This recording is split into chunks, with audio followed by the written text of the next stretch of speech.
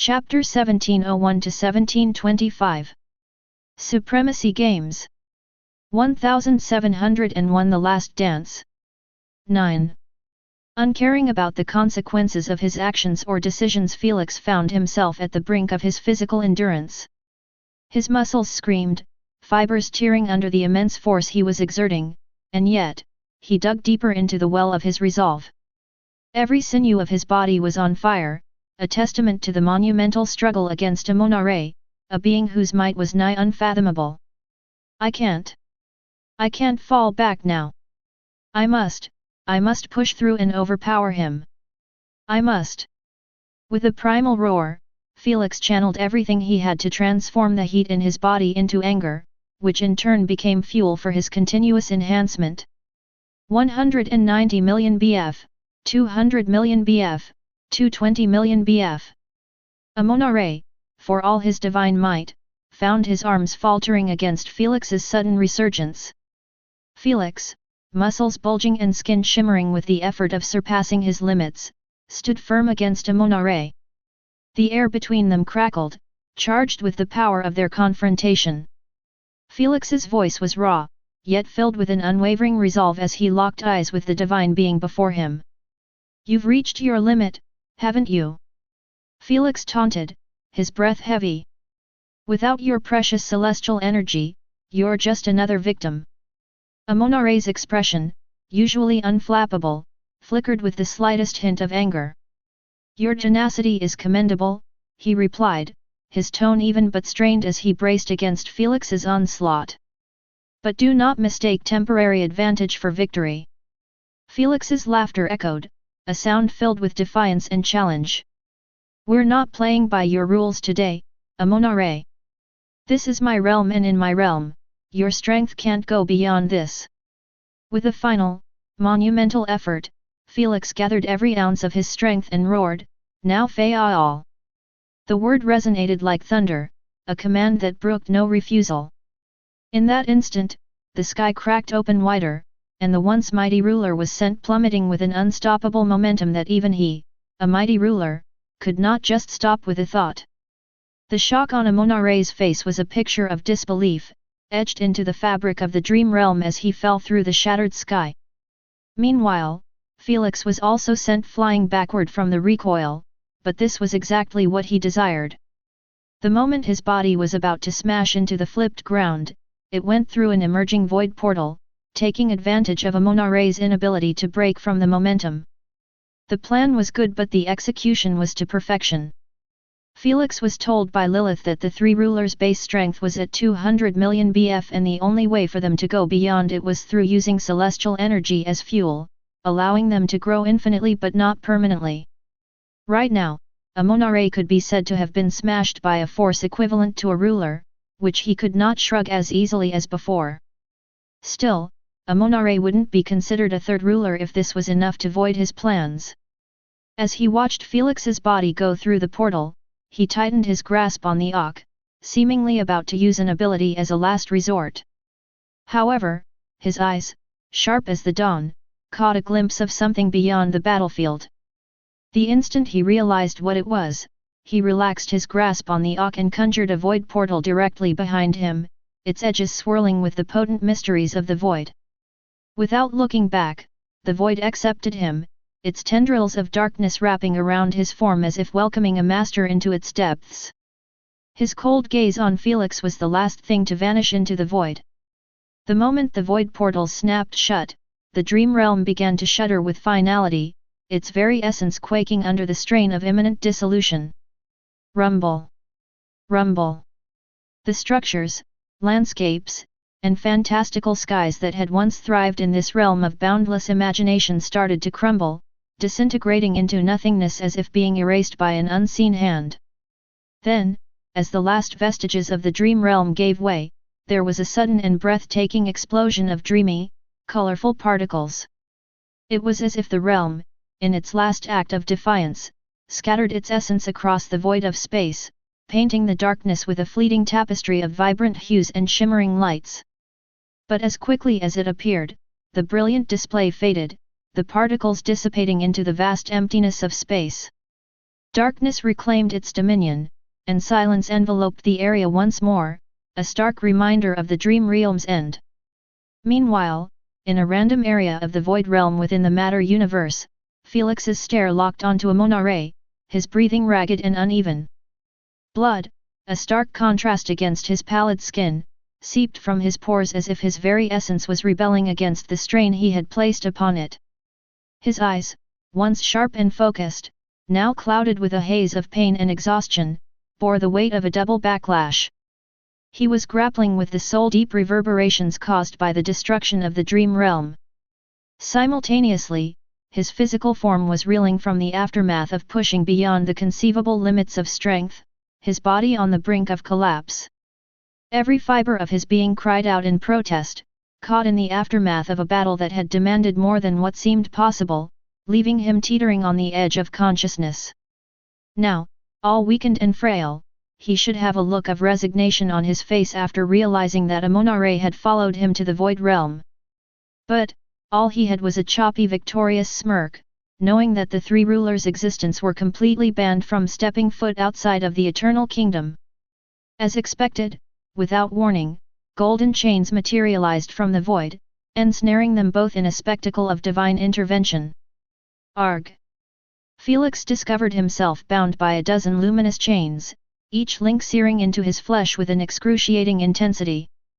The chains constricted around him, a physical manifestation of the universe's reprimand for his audacious attempt to transcend its laws. But, he did not complain. The moment he decided to abuse his laws, he knew that the universe would not leave him in peace. Across from him, Amonare was in a far graver predicament. Thousands of chains wrapped around him, an overwhelming testament to his stature and the severity of his transgression. The chains rendered him utterly immobile, a god reduced to a prisoner of the very universe he served. Ha, ha, ha, how does it feel to be powerless? Felix laughed with great difficulty, each crackle resulted in a wave of intense pain hitting his soul. Yet, it was all worth it. As long as we are imprisoned in this cage, we are always powerless, Amonare stated calmly, his sound strained under the weight of his bindings. Felix, amidst his torment, managed a grim chuckle. The universe may consider us mere pawns on its stage, but I am not one to be controlled. Rest assured, I will put an end to your misery before freeing myself from its grasp. And, that's a promise. The moment he finished, the golden chains ensnared Amonare further and they began to pulse with celestial light, heralding the opening of a white portal that shimmered with divine essence. Felix wasn't surprised as this portal was a one-way gate back to the Eternal Kingdom. Amonare, ever composed steady in his restrained state, turned his stare towards Felix. With an air of solemnity, he imparted his final words in this realm. Your destiny has already been determined, but you are not aware of it yet. He said, his sound resonating with the gravity of unseen truths. Then, with a tone as cold as the void that separated them, Amonare commanded, bring him with one dying breath. The chains tightened with unyielding force, pulling Amonare towards the portal. His figure, bathed in the celestial light, began to fade, swallowed by the gateway that would return him to the land of gods. As the portal closed behind him, leaving Felix alone in the void, the words of Amonare lingered, a foreboding echo of the judgment that awaited. His heart skipped a beat as he realized that he power not yet have reached clear waters. Wah! Just as he was about to extend his senses further away, steady though the sealing chains on him made it near impossible to tap into his strengths without an agonizing feedback, a sudden dreadful sinister sound resounded behind him. The things I will do to you. With a hint of despair in his eyes, Felix slowly turned his head to find Uranus, the monarch of the cosmos, staring at him with a wide sinister smile akin to a predator. 1702 The Last Dance. X. With an air of superiority and a cold smile, Uranus began to circle the weakened Felix like a hyena assessing its prey. Ah, Paragon, look at you now, Uranus remarked, his voice laced with mockery. From challenging a ruler to lying here, drained and defeated, how the mighty have fallen. Felix, struggling to even lift his head, could only glare at Uranus with a mix of defiance and resignation. "Uranus, you're still in my domain," he managed to rasp out, each word a monumental effort. Uranus laughed, a sound as chilling as the void itself. "Boy, I wasn't born yesterday. I have experienced the universe's punishments more than you can fathom. With the number of chains on you, your strength must be weakened by at least 99%. Your domain." Uranus sneered as he neared his face to Felix, calling his bluff instantly. "Here, I challenge you to hit me or pressure me." Felix attempted to muster any remaining energy for a retort or possibly a desperate counterattack, but the realization of his powerlessness was paralyzing. Seeing that Felix wasn't able to even blink without flinching in agony, Uranus pulled back his head with a look of utter ridicule. "You played with forces beyond your comprehension, Paragon. This is merely the universe restoring balance. This isn't the end," Felix whispered, more to himself than to Uranus, clinging to the last shreds of his resolve. Alas, he knew deep down that what Uranus had uttered was the truth. With the number of chains on him, he couldn't even muster 1%, putting him in a crippling limitation. This dire reduction rendered him unable to summon the territorial pressure of the Void Realm or utilize any of his law-based abilities effectively. If he dared to go against the limitation and brute force the shackles, he would be put in a world of pain. When Unigens were placed in this situation, they would be left with no other option but to enter a prolonged slumber to minimize the agony of their actions and also accelerate the punishment duration. In Felix's case, both options weren't optimal. "Of course, it isn't," Uranus' smile turned into irritation. "If it were up to me, I would have ended you right now and right here." Alas, the three rulers had to see value in you. "But, don't be mistaken, little one," the third ruler said, "to bring you with one dying breath, and I am planning to fulfill his request." Uranus tightened his fist until intense vibrational frequencies started to shatter the structure of the void particles near it, causing them to crumble on themselves. In the realm of cosmic laws, the power of vibration stood unparalleled, as the very fabric of the universe was woven from particles birthed by vibrational strings. This fundamental truth placed vibration at the heart of physical existence, making it the architect of reality itself. Thus, as the sovereign of vibration, he held dominion over the reality that unfolded before their eyes, commanding the very essence that constructed the universe. "Ready for your judgment?" Without waiting for him to respond, Uranus thrust his fist forward. It connected with Felix's stomach with a force that echoed on a level beyond the physical, delving into the realms of the subatomic. Felix's eyes widened in shock and pain as he felt an indescribable sensation tearing through him. It was as if the very essence of his being, the strings that held his atoms together, were being violently shaken, threatening to unravel his existence. Blood burst from his lips in a violent spray as he was sent flying, a rag doll tossed aside by an unseen cosmic force. Felix had spent quite a bit of time exploring vibration as an element during his stay in the heavenly plane. He even learned how to punch through space-time, causing cracks in reality to appear. Now, before the real deal, he could be uttered to have yet to discover even 1% of the laws of vibration. "Don't go limp on me now, I am just getting warmed up." Uranus licked the blood of his fist, unbothered that his white beard was completely tainted. Then, in a display of power that seemed to bend the very laws of nature, Uranus's fist moved forward, not with the brutality of a physical strike, but with an eerie grace, vibrating at a frequency that seemed to resonate with the fabric of space-time itself. As his fist approached Felix's chest, it didn't tear flesh, nor did it spill blood. Instead, it phased through his body as if it were passing through a mist, leaving no mark, no wound.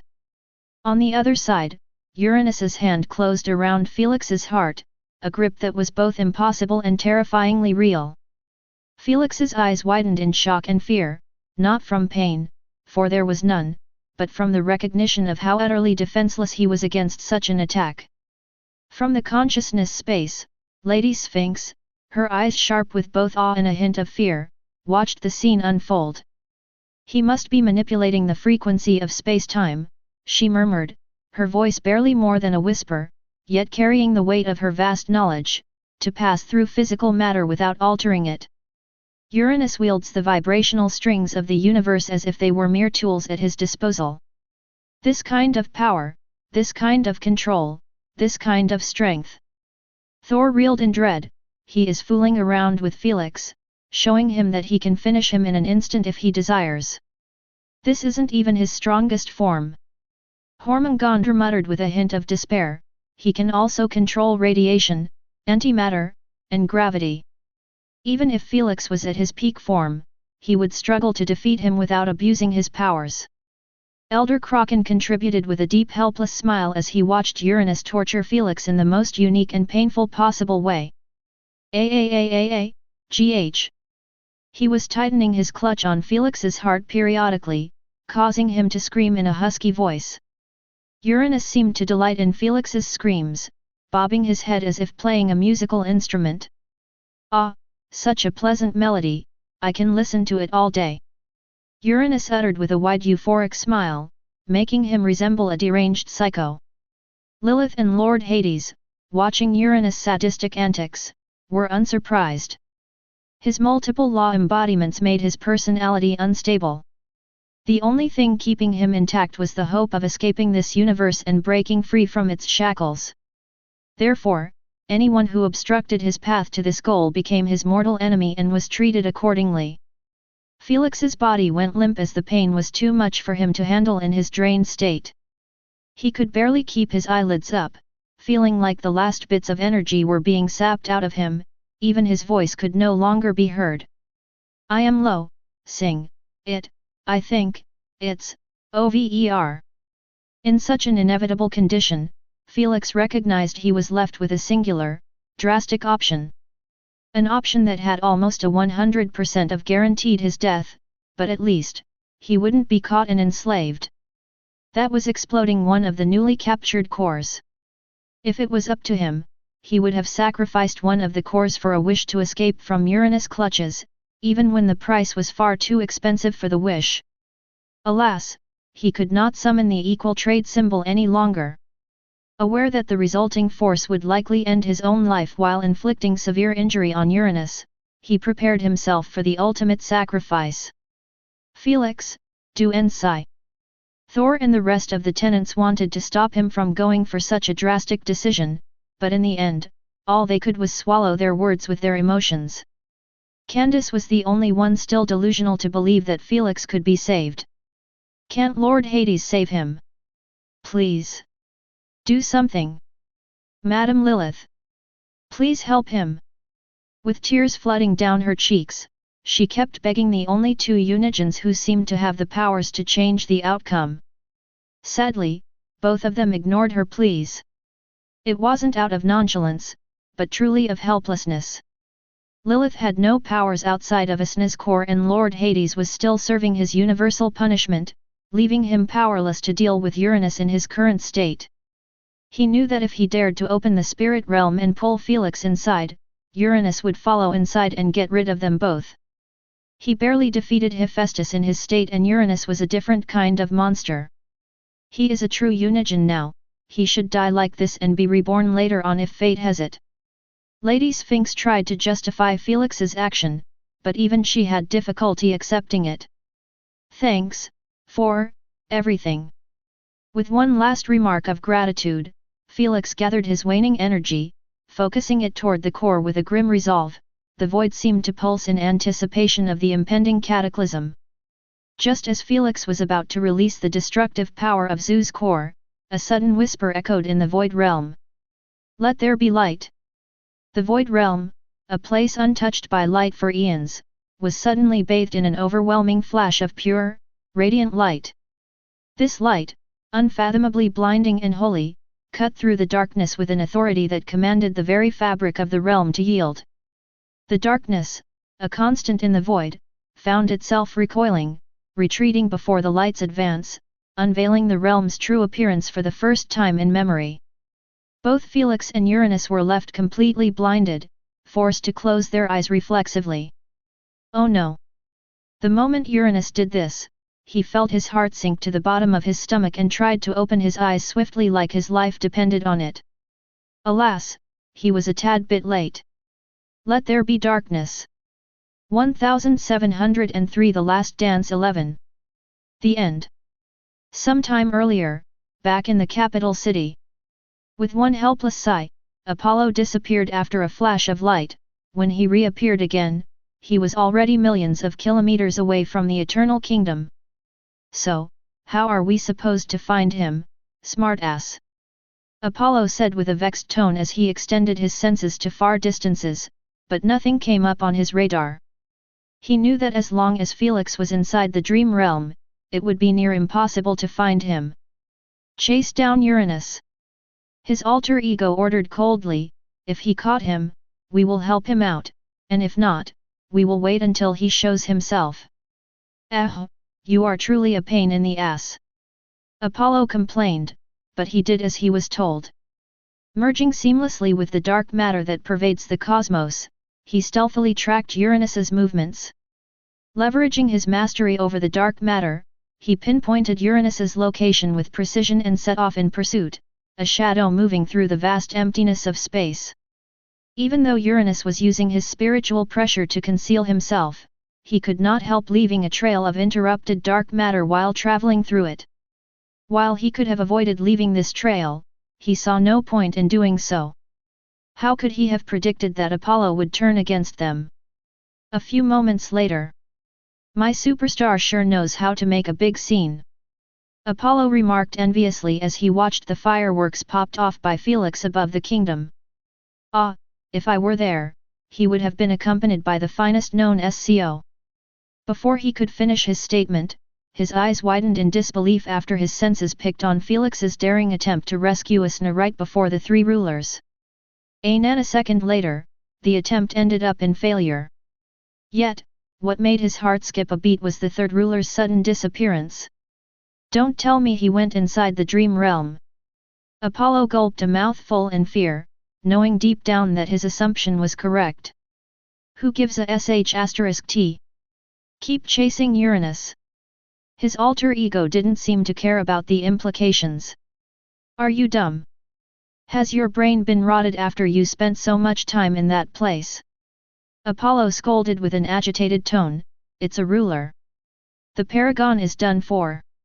If we dared try to help him now, we would join the victim list.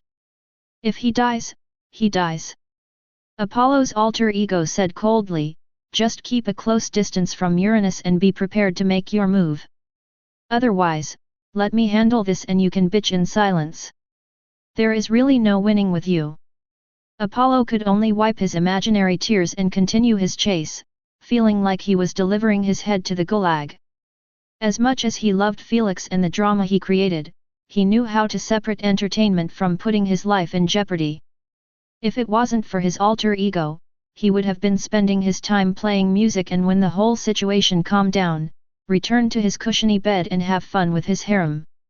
As Apollo navigated the vast expanse of outer space, a series of subtle shockwaves caught his attention. When he noticed that Uranus had switched his direction and headed toward the source, he knew that must be the dream realm location. Follow him. Shut up, I know. He switched his directions too and kept chasing after Uranus. During their journey, the shockwaves kept getting stronger and more obvious.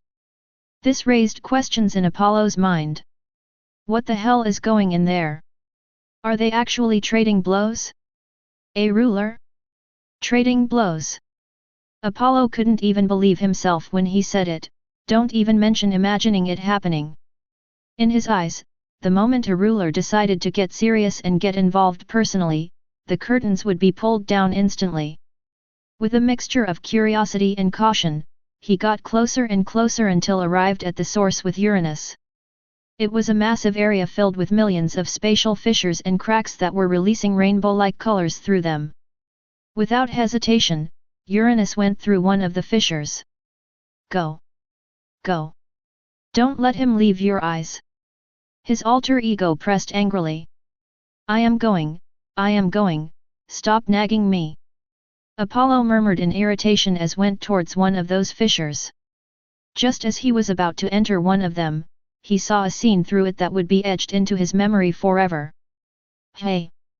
Before him unfolded a spectacle of cosmic proportions.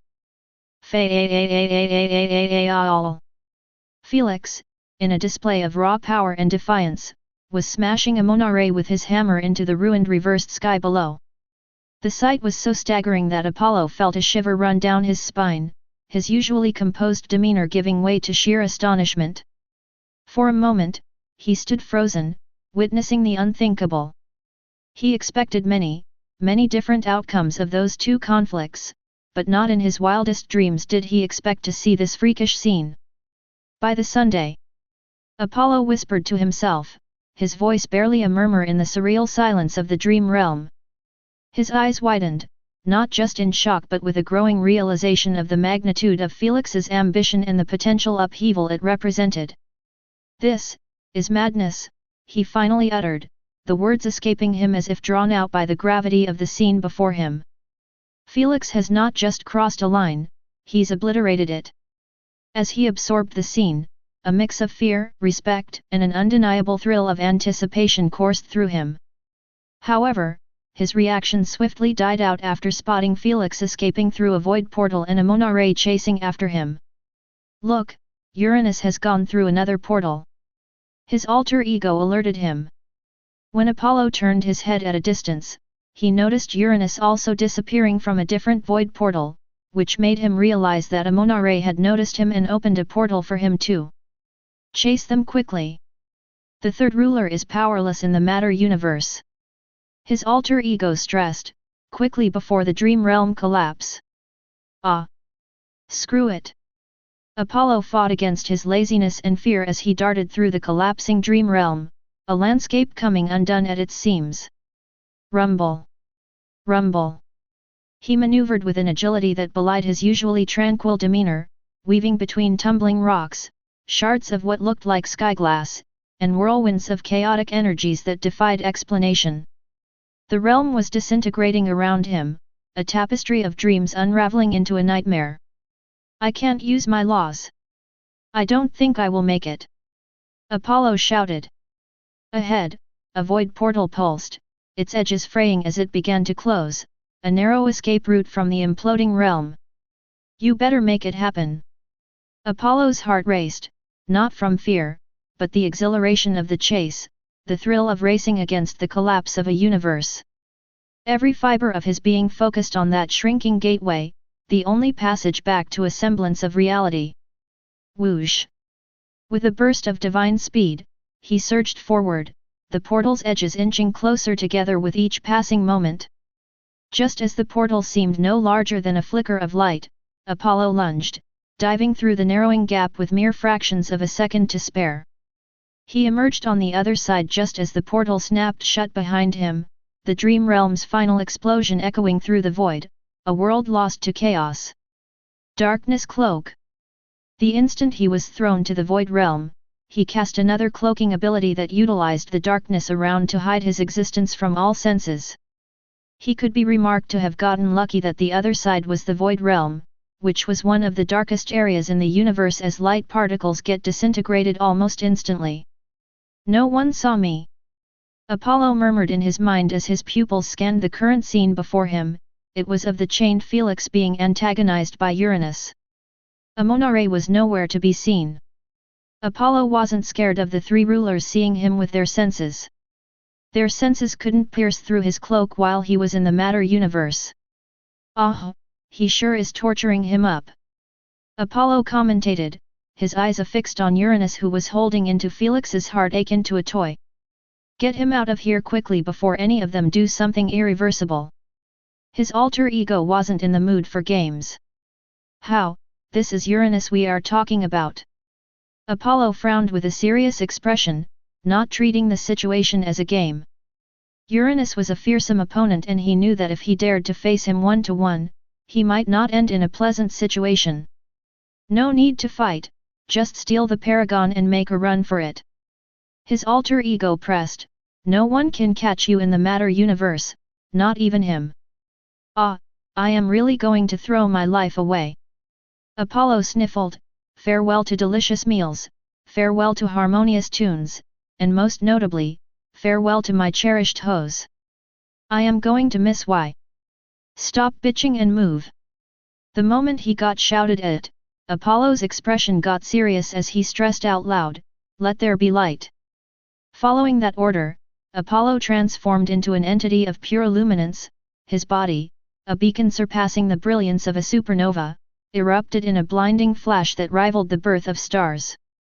This radiant outburst, unparalleled in intensity, momentarily blinded both Felix and Uranus. Let there be darkness. As their eyes instinctively shut against the overwhelming glow, Apollo's light vanished as swiftly as it had appeared, plunging the realm back into its accustomed darkness.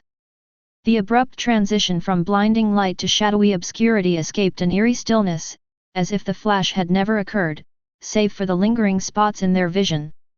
However, it was more than that, as both Felix and Uranus recognized out that their senses were completely killed off. It was like they were thrown into a sea of silent darkness where they could see, hear, feel, or sense nothing. While Felix was already out of it and barely could think straight, Uranus' expression turned ugly as he recognized the culprit behind this ambush. Just as he wanted to entrap Felix in a gravitational prison to ensure he goes nowhere, he recognized out that he could no longer sense his existence near him. He didn't know if it was due to losing his senses or because Felix was taken away. This pushed him to rely on his gravitational waves as a new method. Alas, the findings had set his heart on fire. There was no disturbance of gravity near him, which implied that Felix was truly gone. All he could do was scream one name in rage as burning blood coursed through his veins. Apollo. 1704 The Great Chase. Apollo, his face a mask of sheer terror, darted through the void at 100 times the speed of light with Felix limp in his arms. Felix, barely hanging on to consciousness, noticed the panic etched deep in Apollo's usually playful features. Why? Felix's voice was a raspy whisper, trailing off as he struggled to form a coherent question. Just hang on, superstar, Apollo urged, his voice trembling as he glanced back, ensuring they weren't being followed by Uranus. I've got you, but we need to move fast. Felix attempted to nod, his mind foggy, feeling the last strands of his strength slipping away. He wanted to ask more, to understand why Apollo, of all beings, had intervened. But the effort was too much, his eyelids grew unbearably heavy, the darkness of unconsciousness creeping in at the edges of his vision. Don't try to talk, Apollo said, his voice calming. Save your strength. I promise I'll explain everything later. Just try to rest now. He knew that Felix had a deep mistrust of Unigens or anyone, to be honest, after what Lilith had done to him. Therefore, his panic was not entirely due to upsetting Uranus, but also due to the fear that Felix might commit soul implosion or something similar. Fortunately, Apollo's words did comfort some of Felix's misgivings. As his voice faded into the background, Felix felt a strange sense of peace. His body, ravaged by battle and pushed beyond limits, could no longer sustain his will to stay awake. With a final effort, he tried to muster gratitude, a silent thank you to the deity risking everything for him, but even that was too much. His consciousness drifted away, surrendering to the deep, engulfing silence, as Apollo continued their flight through the void, away from the imminent threat of Uranus's wrath. If he possessed his sanity and a bit of strength, he wouldn't have trusted his limp body to Apollo, not in a million years. Even when logic dictated that Apollo would never do all of this just to bring him back to the three rulers. After all, Felix's fate could be said to have been sealed the moment he fell into the hands of Uranus. Even his last attempt at killing himself wasn't guaranteed to work, as there was no way Uranus would be stupid enough to not have prepared to counter it. With the kind of laws under his control, there were quite many ways to stop a core's implosion or at least mitigate it. Good work, Apollo, you have stopped him from doing something drastic and unnecessary. Now, bring the child in Asna's core home and you will be heavily rewarded. Suddenly, the first ruler's ominous calm voice resounded in Apollo's mind. He felt shivers coursing down his spine immediately as he felt like the first ruler was giving him one final chance to redeem himself by acting dumb. All he had to do was bring back Felix, and his traitorous attempt would be erased from their minds. At least, this was what he read from the ruler's statement.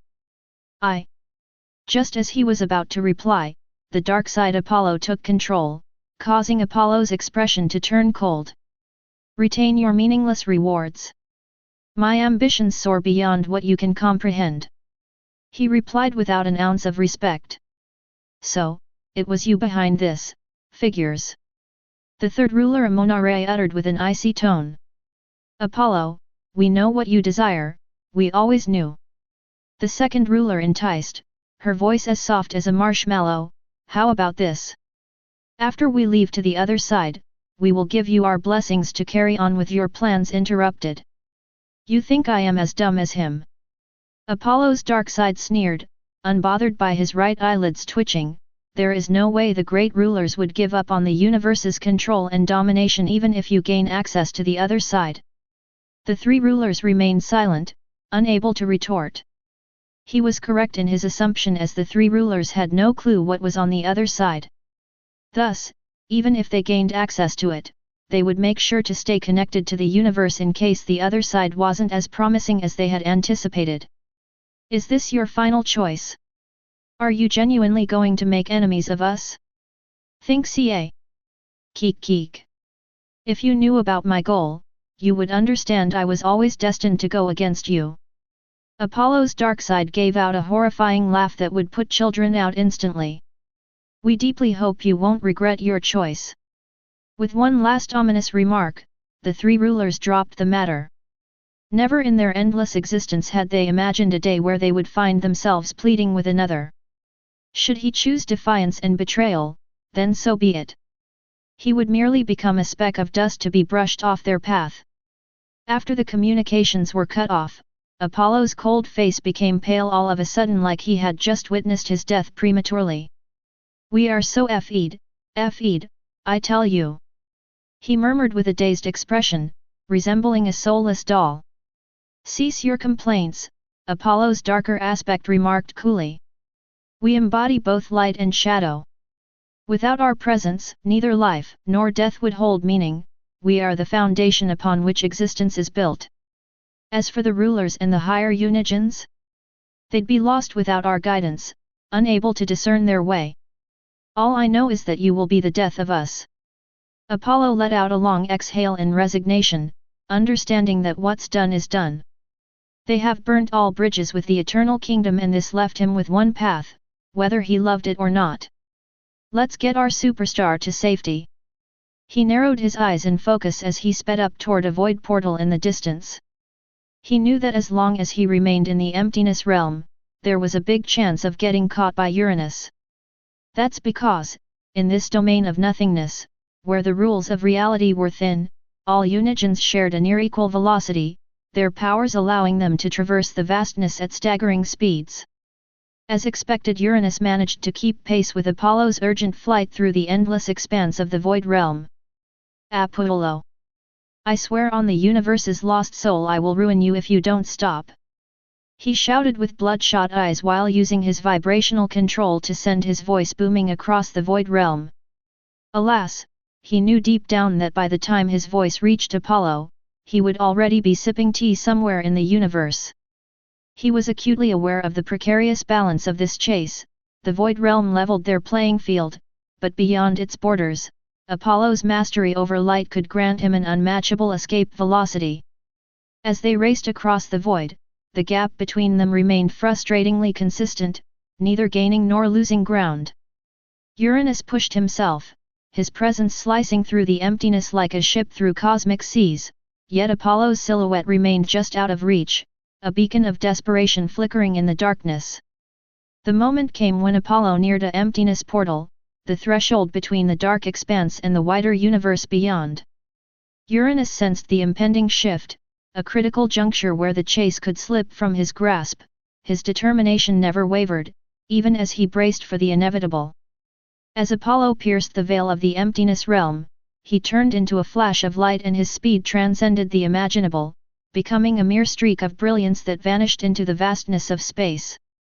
Uranus, reaching the edge of the emptiness realm, could only watch as Apollo's light faded into the distance, the gap between them widening into an insurmountable chasm. "I ain't letting you go." 1705 Pointing fingers. As Apollo's light dwindled into the cosmos, Uranus, undeterred by the vast expanse separating them, called upon the profound depths of his mastery over vibration. With focused intent, he attuned the very essence of his being to the fundamental frequencies of light photons, initiating a transformation that blurred the lines between physical form and pure energy. His body dissolved into a cascade of shimmering waves, embodying the very essence of light. Thus transformed, he propelled himself forward, matching Apollo's escape with the speed of light. The moment Apollo perceived Uranus's adaptation, an embodiment of light pursuing him through the void, he recognized the imminent narrowing of their tactical gap. "Trying to catch me using my law? How foolish!" Apollo scoffed. In a show of strategic brilliance and his inherent dominion over light and darkness, Apollo fragmented his luminous essence into millions of undistinguishable light waves. Each fragment bore his essence, a million decoys darting across the cosmos in a dazzling display of evasion. As these myriad streams of light scattered in every conceivable direction, the cosmos itself seemed to blink in astonishment at the spectacle. Uranus, among his pursuit, found himself amidst a sea of Apollo's reflections, each as real and as elusive as the next. The very strategy he employed to close the distance between them was rendered moot in an instant. Realizing the futility of his pursuit amidst the countless diverging paths, Uranus was forced to concede. Each light wave, a course Apollo could have taken, faded into the vastness of the universe, leaving Uranus among a silent, star-studded expanse. His fist clenched so tightly that the very fabric of reality began to warp and tremble under the immense pressure of his rage. "Kidnapping my prey right from under my nose, unforgivable!" Uranus hissed through gritted teeth, his voice carrying the weight of a collapsing star. The space around his fist not only warped but started to crackle with a dangerous glow, the ominous light of antimatter enveloping his hand. With a roar that resonated through the silent void, Uranus swung his fist to the side, an action that seemed to tear at the very seams of the universe. "Apollo! Once I get my hands on you, this will be your fate." As his fist connected with the nothingness of space, a cataclysmic shatter echoed through the cosmos as if reality itself were a pane of glass under the force of his strike. The released antimatter, propelled by the destructive symphony of his vibrations, cascaded through the galaxy. Each particle of antimatter that met with matter sparked a chain reaction of annihilation, causing stars, planets, and celestial bodies to fall and disintegrate in a domino effect of obliteration. The galaxy, once a vibrant tapestry of life and light, began to fold in on itself, succumbing to the void's unquenchable hunger. Uranus watched, a deity of destruction, as his wrath rendered a corner of the universe lifeless. "Uranus, that's enough." The first ruler ordered calmly, "Do not cause any more destruction. We can't afford to have you punished by the universe." "I know." Uranus replied coldly, "This is a deserted galaxy, the universe wouldn't mind that much. Whether it minds or not, we need you at full strength." The first ruler disclosed, "Apollo will most definitely take the boy to that place and we need you at full capability to navigate through it safely. I don't care if he takes him to the other side somehow." Uranus uttered with narrowed eyes, "I promise you, I will have both of their heads delivered on a plate even if it's the last thing I do in this wretched life. Drop the matter for now and join our meeting."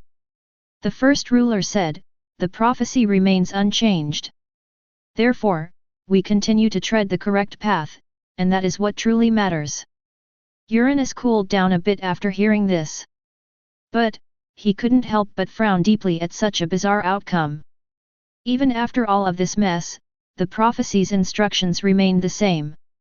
Uranus gazed into the distance thoughtfully, none of this has been predicted, yet the outcome remained the same. "How peculiar!" he murmured. Meanwhile, the aftermath of Felix's tumultuous assault left the Eternal Kingdom in a state of eerie quietude, the once vibrant capital now shrouded in the somber veil of night. Apollo's absence cast a literal shadow over the kingdom, amplifying the sense of loss and desolation that permeated the air. After all, he was responsible for the day and night cycle. On the other hand, Eris had meticulously orchestrated the return of the capital's citizens from their temporary refuges. As they trickled back into the heart of their world, the spectrum of their reactions painted a vivid picture of a community on the brink of despair.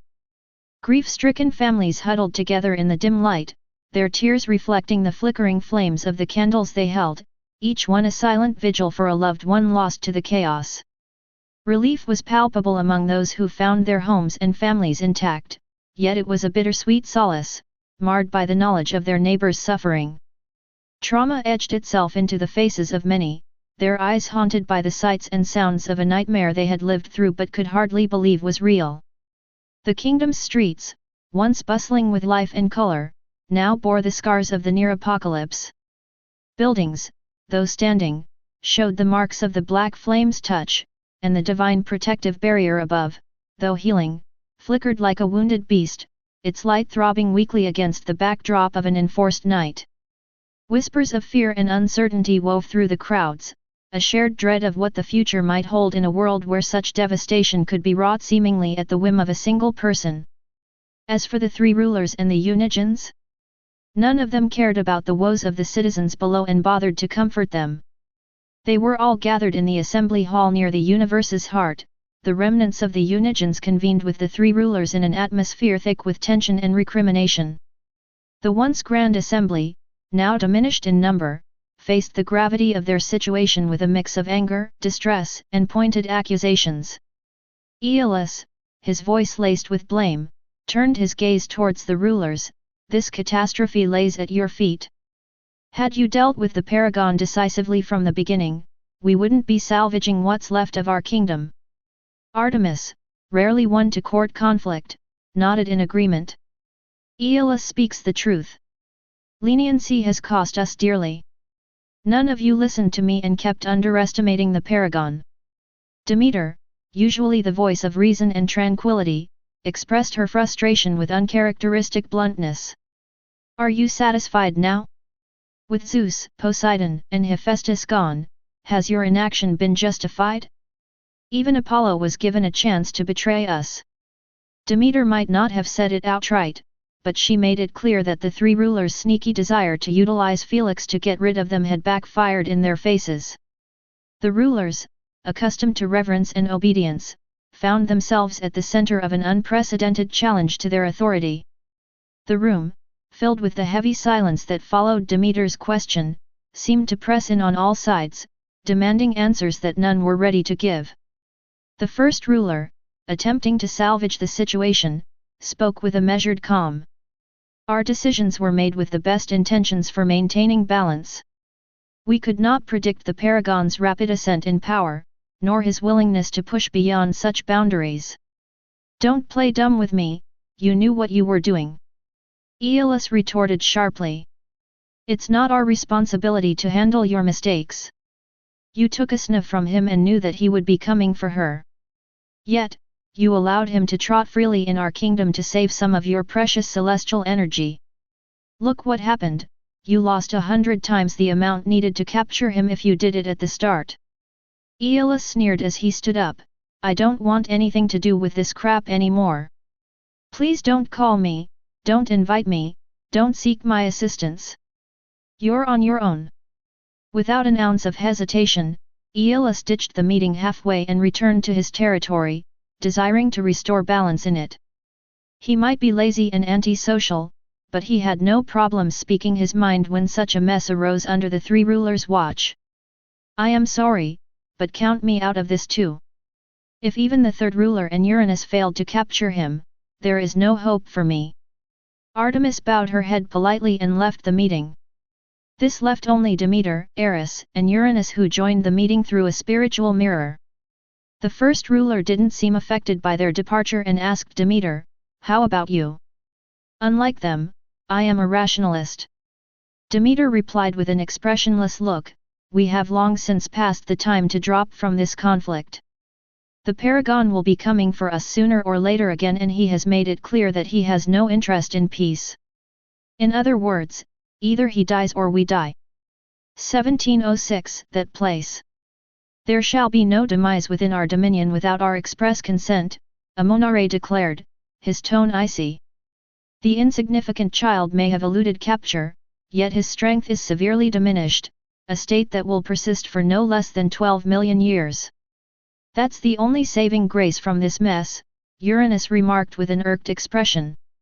The universe's punishments weren't avoided for no reason. Each celestial chain was considered as 1 million years, and since the universe sent down at least 3 chains at each time, it implied that the minimum punishment was 3 million years. Felix had more than a dozen chains on him. In other words, he was locked. If he was taken to that place and the time difference was against us, he might spend those 12 million years in a mere second, Demeter said. That's why we need to make a move, and fast.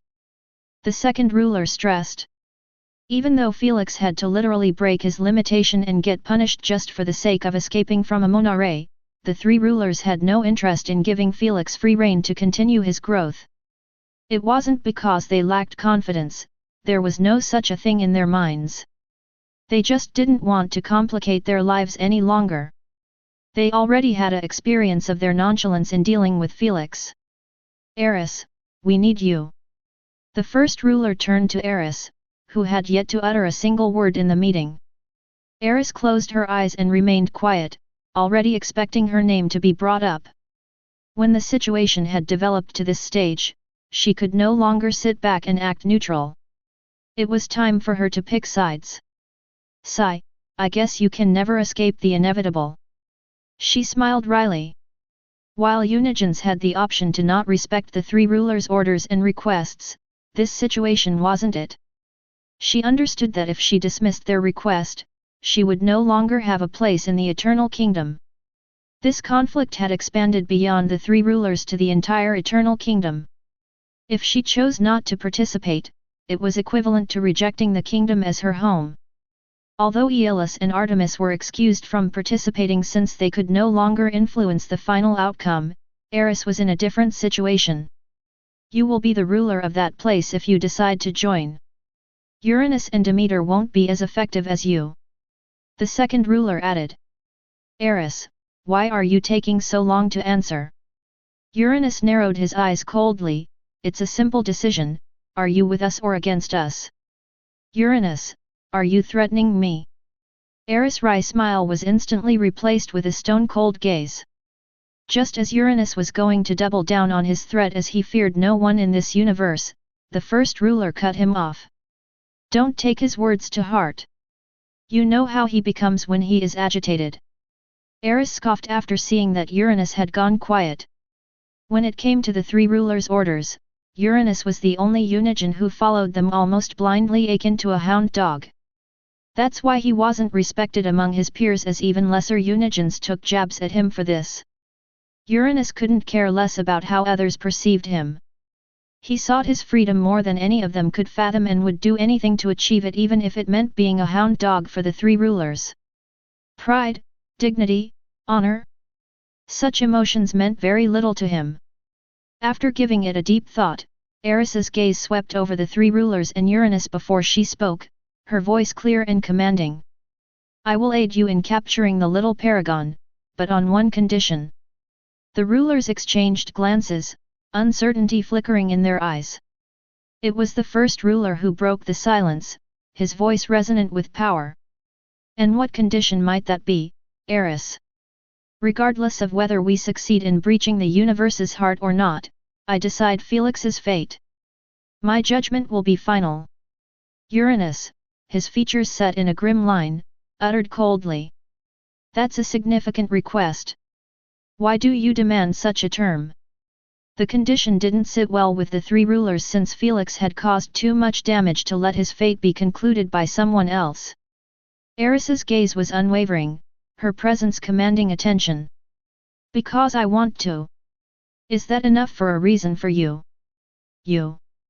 Before Uranus could lose his marbles again, the second ruler interjected, and if we agree to your terms, how do we know you'll remain impartial? In direct terms, how do we know you wouldn't betray us too? Instead of bringing Felix to them, she might turn against them at a critical moment. Apollo had done it. Nothing was stopping Eris from doing it after she showed them that she had difficulty considering Felix as her enemy. With a conviction that filled the room, Eris replied, "My allegiance is to the balance of order and disorder, not to personal vendettas or fleeting emotions, you have my word." "Eris, you are pushing it." "So be it." The first ruler interrupted Uranus again and agreed to her condition with a knowing gaze. "How could you agree to her bullshit condition?" Uranus berated the three rulers telepathically, not scared to give them a piece of his mind. He might be their hound dog, but that's only to fulfill his freedom. If he were to lose confidence in their decisions and realize that his chances were better without them, he wouldn't hesitate to betray them. After this whole mess occurred under their watch, his loyalty was already wavering. "Ares will accompany you." The first ruler merely declared this and Uranus' misgivings about Eris were gone. However, new ones arose. "Ares? Really? You already convinced that lazy bum to participate in this?" Uranus was startled. "Not yet, but don't worry, he is going with you," the first ruler said with a brimming confident tone. "I don't know how you will convince him, but if he is in, then I don't care about the rest." Uranus dropped the matter related to Eris instantly. As for respecting Eris' condition, that was still up for debate and it would be concluded when they attempt to breach past the universe's heart. Just like Eris' words might not be trusted, no one was going to force the three rulers and Uranus to keep their words but themselves. "Go get ready for the journey," Amonare advised, "do not underestimate a single entity there. You know full well how unfriendly that place is for foreigners." Uranus, Eris, and Demeter nodded their heads with solemn expressions, knowing that the three rulers weren't underplaying the dangers of that place. For even a Unigen's life could get extinguished without knowing how it happened. After the Unigens left, the three rulers' gazes shifted to Asna. She lay on a bed in her palace with closed eyes and pale skin. After the chaos was handled, the collapsed Asna was brought here and she had yet to open her eyes once. She seemed like she was in a deep coma, which was honestly understandable after she received the full brunt of the backlash from breaking her seal. The first ruler, his voice echoing with authority, initiated the discussion. "Asna's actions have helped in complicating the situation and if we have lost her, her soul would have been automatically reborn inside her core." The second ruler, her tone laced with irritation, added, "This is our payment for deciding to be kind and let her participate in the ceremony." While the three rulers seemed like heartless monsters who wanted Asna to suffer, in reality, they never had any personal vendetta against her specifically. Just fate had it that she was the one standing before them and their freedom. That's why they never raised their voices at her or showed strong emotions such as hatred. But, after the stunt she pulled in the ceremony, they were angered beyond measure. The third ruler, his gaze stern and unyielding, suggested a resolution. "We have no choice but to seal her within her palace in the dimensional pocket and keep her in a deep coma." "So, we should keep her soul broken apart?" queried the second ruler. "Yes, it's better to keep her in a deep slumber until the fateful day," the first ruler decided. "The boy won't have another chance of rescuing her ever again. I am still having misgivings about his first rescue attempt." The second ruler frowned. "The boy is far from being naive to believe that he can take her away that easily right from under our noses."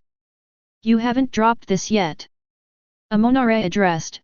"We have already run a deep scan over her body and soul, nothing came up." The three rulers had to make sure that Felix hadn't tampered with Asna after he caught her with the void tentacle.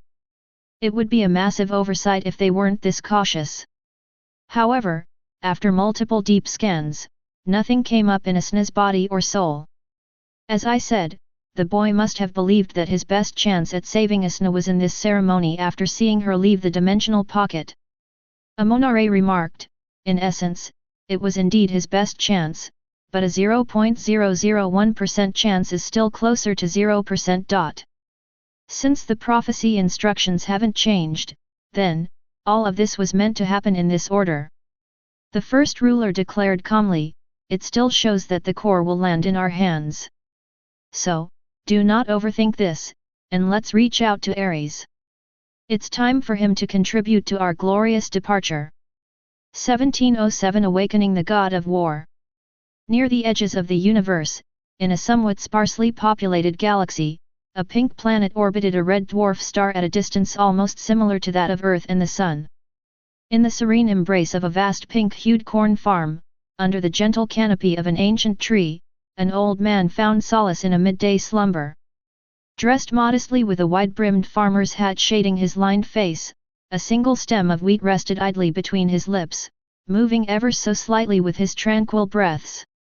The soft melody of birds chirping high above in the branches provided a sweet lullaby, enhancing the peace of this pastoral scene.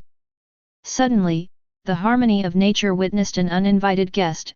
A small green double-headed snake slithered its way down the rough bark of the tree, drawn to the resting figure below. With silent, calculated movements, it approached the old man, its forked tongue tasting the air, its eyes fixed on its target.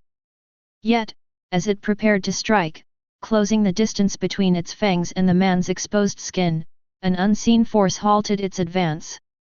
The snake, perplexed, tried repeatedly to breach the invisible barrier that enveloped the old man, but to no avail. Each attempt to bite was met with an inexplicable repulsion, as if a shield of air kept the serpent at bay, pushing it away the more it got closer to his skin. Suddenly, the scene was momentarily disturbed as an invisible wave of communication pierced through the serene atmosphere, targeting the seemingly peaceful old man napping under the tree. Stirring from his slumber, the old man lifted his head, revealing his time-worn face marked by the passage of countless years.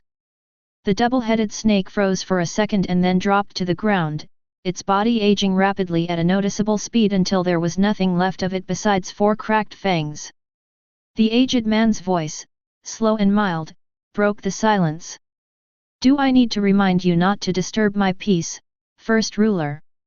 Ares's words were tinged with annoyance, yet carried a weary patience. From the ether, the first ruler's voice emerged, a telepathic whisper that seemed to resonate with a sense of urgency. "Your tranquility aside, we require your expertise, Ares." Ares's brow furrowed in confusion, a rare expression for someone who had seen as much as he had. "You have stumbled upon a hurdle that can't be handled by Eris, Uranus, or the rest?" he inquired. "It's easier if I showed you." The first ruler spent some of his celestial energy to send a spiritual capsule that showcased the recent events that had shaken the foundations of their realm. "Interesting." As Ares watched, his expression shifted from mild irritation to a focused intensity. The story of Felix, the new paragon, and his resistance against the rulers unfolded like a tapestry of war and strategy, a narrative that piqued Ares's interest despite his initial reluctance. When he finished watching the whole narration, he couldn't help but break off in a raspy harsh laugh. "I have never imagined a day will come when a child of a mortal birth will put the 3 rulers and the entire kingdom in such a bind. How impressive, how impressive!" The first ruler remained silent, unbothered by his mockery. He waited patiently until Ares was done laughing and then he stated calmly, "I believe Eris, Uranus, and Demeter will be enough to bring him back, but it will be guaranteed with your assistance." "I don't know about this." Ares rubbed his small white goatee thoughtfully. "On one hand, it sounds too bothersome and energy-draining, but on the other, I am quite intrigued to meet this child. Though, he is currently weakened, so, the meeting might not be that worth it." In Ares' terminology, a meeting was considered a battle showdown. Otherwise, he never bothered to show himself and would rather keep himself isolated in peace. "Whether you join us or not, you have been slumbering for far too long. We are close to our second attempt at breaching the universe's heart and I believe it's about time you partake in our mission." The first ruler added, "Otherwise, don't blame us for missing it." "Is that so?" He might not have said it directly, but Ares picked up on the buried thread behind his last statement. The threat was that Ares should not dream of even peeking at the other side if they were to succeed, and he didn't contribute anything for it. While the first ruler always came up as calm, stoic, and sometimes even as a pushover since he rarely showed emotions, in reality, he was simply holding it for the day he achieved his freedom. When the time comes and the universe's heart breaks apart, he would no longer take anyone's bullshit, whether it was Eris, Uranus, or Ares. As he would not need to respect their decisions and desires for the sake of maintaining the status quo and keeping his celestial energy intact. If it wasn't for knowing that Unigen's cores consumed a significant amount of celestial energy when birthed again by the universe, he would have already slaughtered them all alone. Felix had demonstrated fully well that the three rulers were more than capable of doing this. What can I say?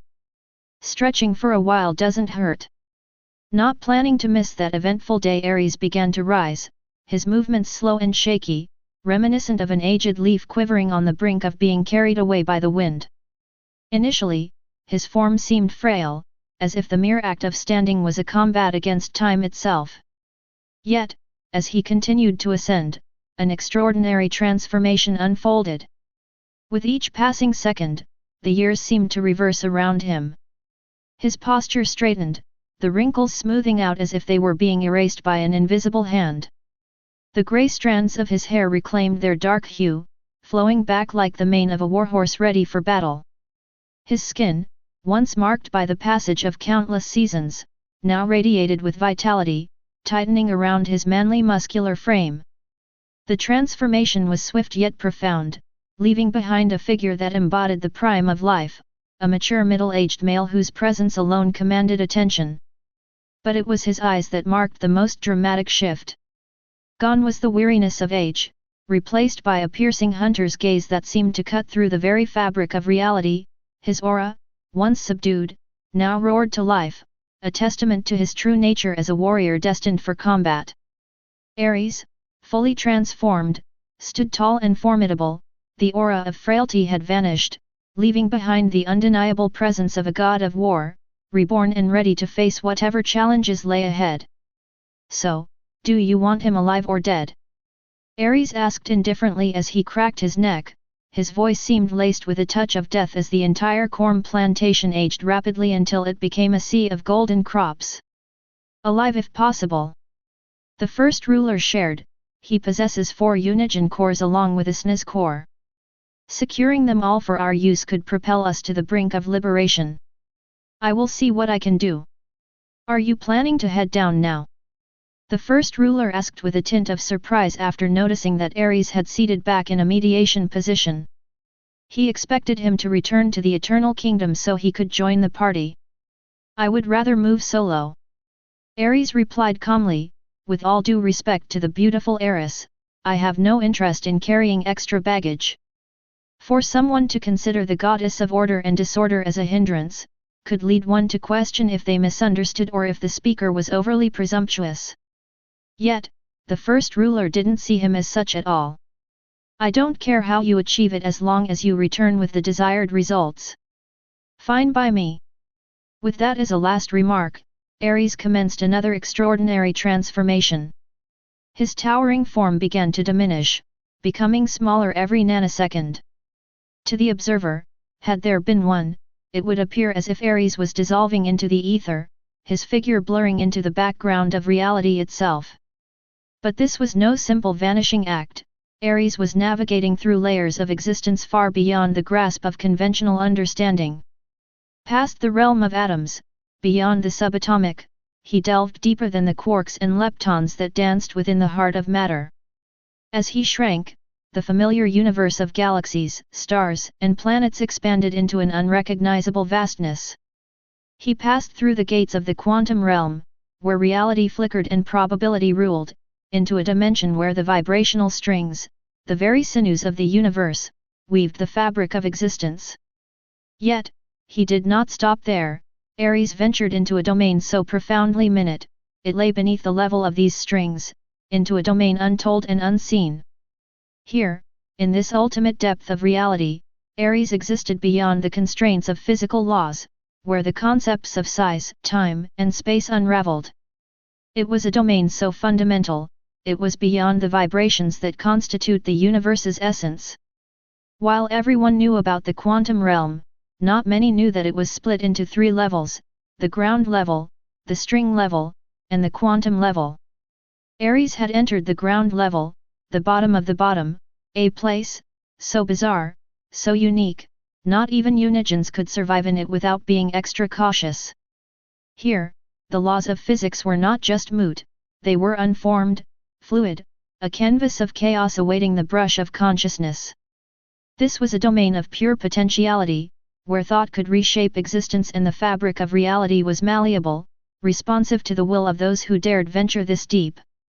In this unfathomable depth, Ares found himself in an expansive colorful void, yet it teemed with an invisible, pulsating energy. It was as if he stood at the edge of creation, where the universe itself was a thought yet to be conceived. With a faint smile, Ares sat in a meditation position and closed his eyes. Home at last!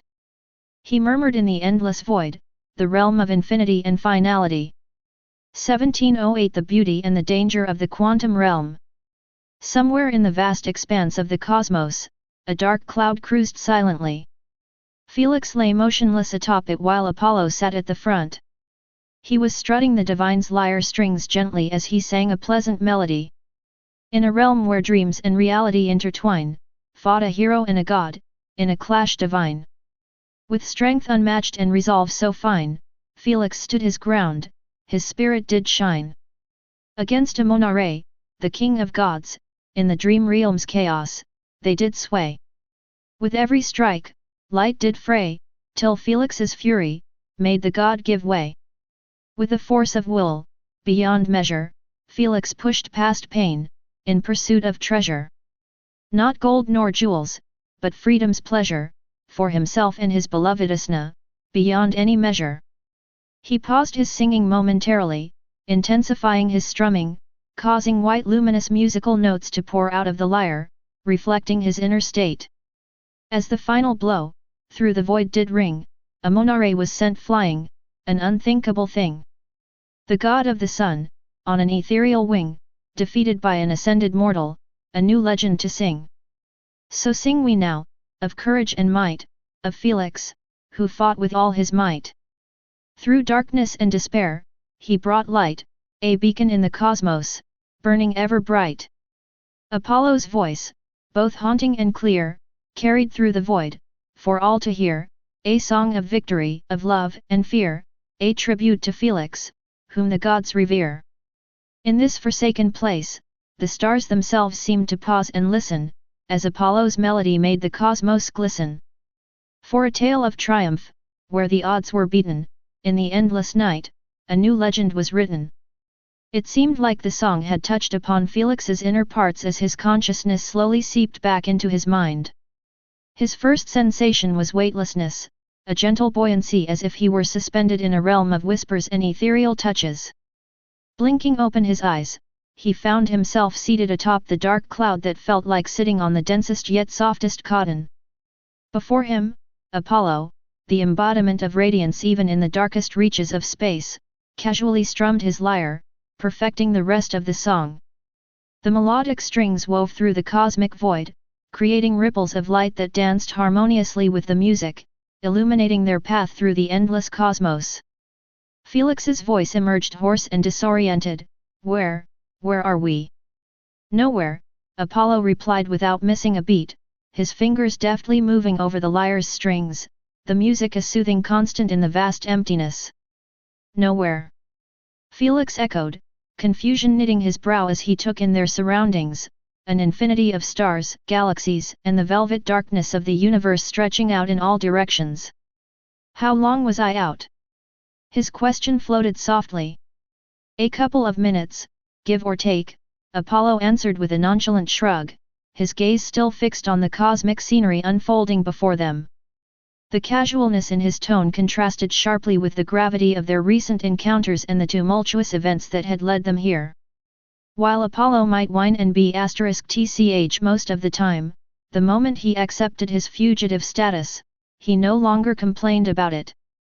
Felix tried to process Apollo's response, his mind still foggy, the pieces of his memories fragmented like a puzzle thrown asunder. It was expected, as his mind was forced to awaken after a mere few minutes, which was the least amount of time he needed for his hibernation recovery symbol to do its magic. As he sat there, trying to piece together his fractured thoughts and memories, the gentle strumming of the lyre and the serene journey through the cosmos offered a tranquil respite from the chaos that had preceded his unconscious state. Yet, he couldn't enjoy it. Such a false sense of peace and calmness made him restless. "Before you ask me any questions, we have to leave the matter universe first," Apollo said with a solemn expression. "Why?" "He is probably going to take you to his lunatic alter ego," Lilith said lazily. "Why?" Felix directed his question to Lilith this time. "Apollo is too cowardly to risk his lifestyle for anything," Lilith answered. "His alter ego is responsible for this rescue mission, and for him to go against the three rulers, you must have something he desires."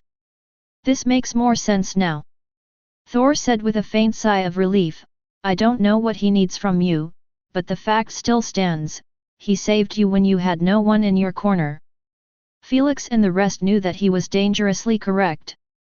Felix had reached a point in his life where those who could help him were few and far.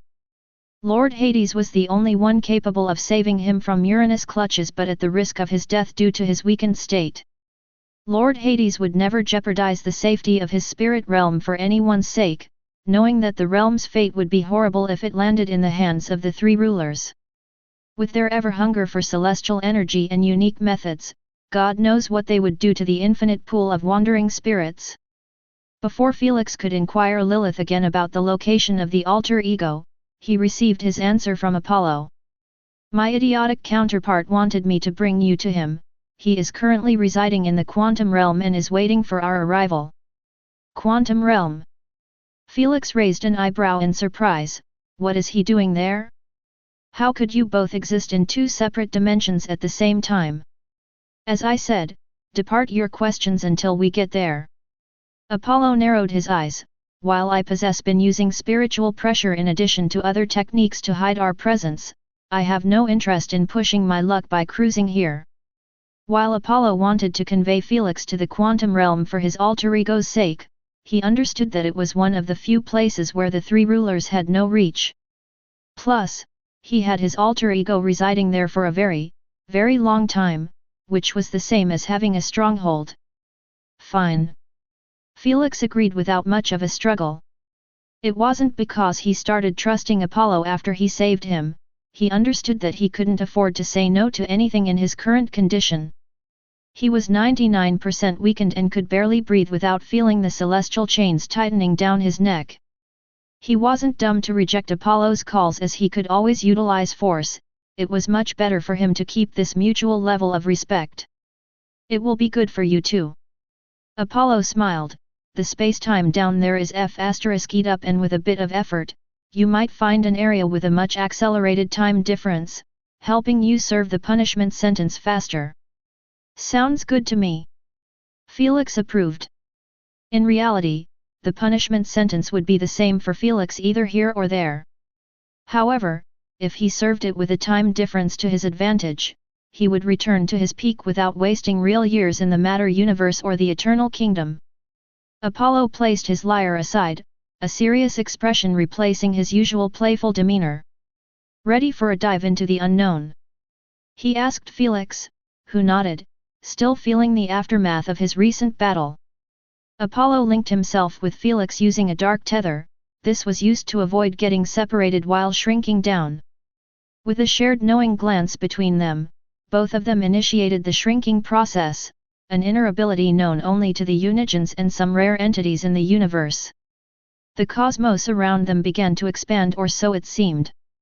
As their bodies grew smaller and smaller, crossing the boundary that separated the macroscopic world from the quantum realm. As they shrank, Felix observed the transformation of the universe. Stars and galaxies turned into blurs of light, then into individual particles, and eventually, even those particles became indistinct. As they crossed past the particles, they were thrown into an empty colorful void with peculiar structures, a strange atmosphere, weirdly shaped surfaces, and seemingly chaotic unfamiliar energies roaming past akin to a spring breeze. "Welcome to the quantum realm, the first level of reality," Apollo announced, his voice echoing strangely in this new environment.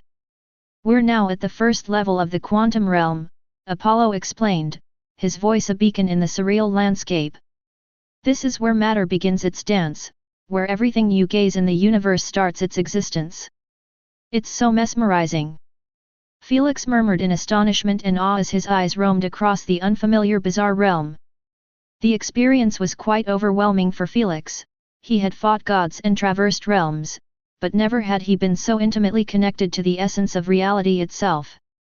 Even when he used his quantum vision before to gaze at it, the sensation was nowhere the same. "Always keep using your spiritual pressure as a barrier and a camouflage," Apollo warned. "We are considered foreigners here, and without making ourselves somewhat in tune with the environment, we will be attacked by everyone and anything." "I know." Felix nodded with a serious expression, understanding that behind this beauty laid an unknown danger that could steal even Unigen's souls. How could they be scared of entities here? Candace tilted her head in confusion. "Aren't Unigens the top predators of the universe below only the three rulers? In the matter universe and other realms, sure thing. But, in the quantum realm," Lilith responded casually, "there is no such a thing as a force.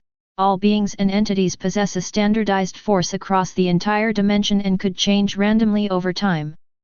Which means, a mere quantum cockroach could kill Unigens if their guards are low." "You joking, right?" "Nope." Everyone was left staring at each other speechlessly, having no idea how to react to such a dumbfounding piece of information. 1709 Staying true to her nature. No force. How does that make any sense?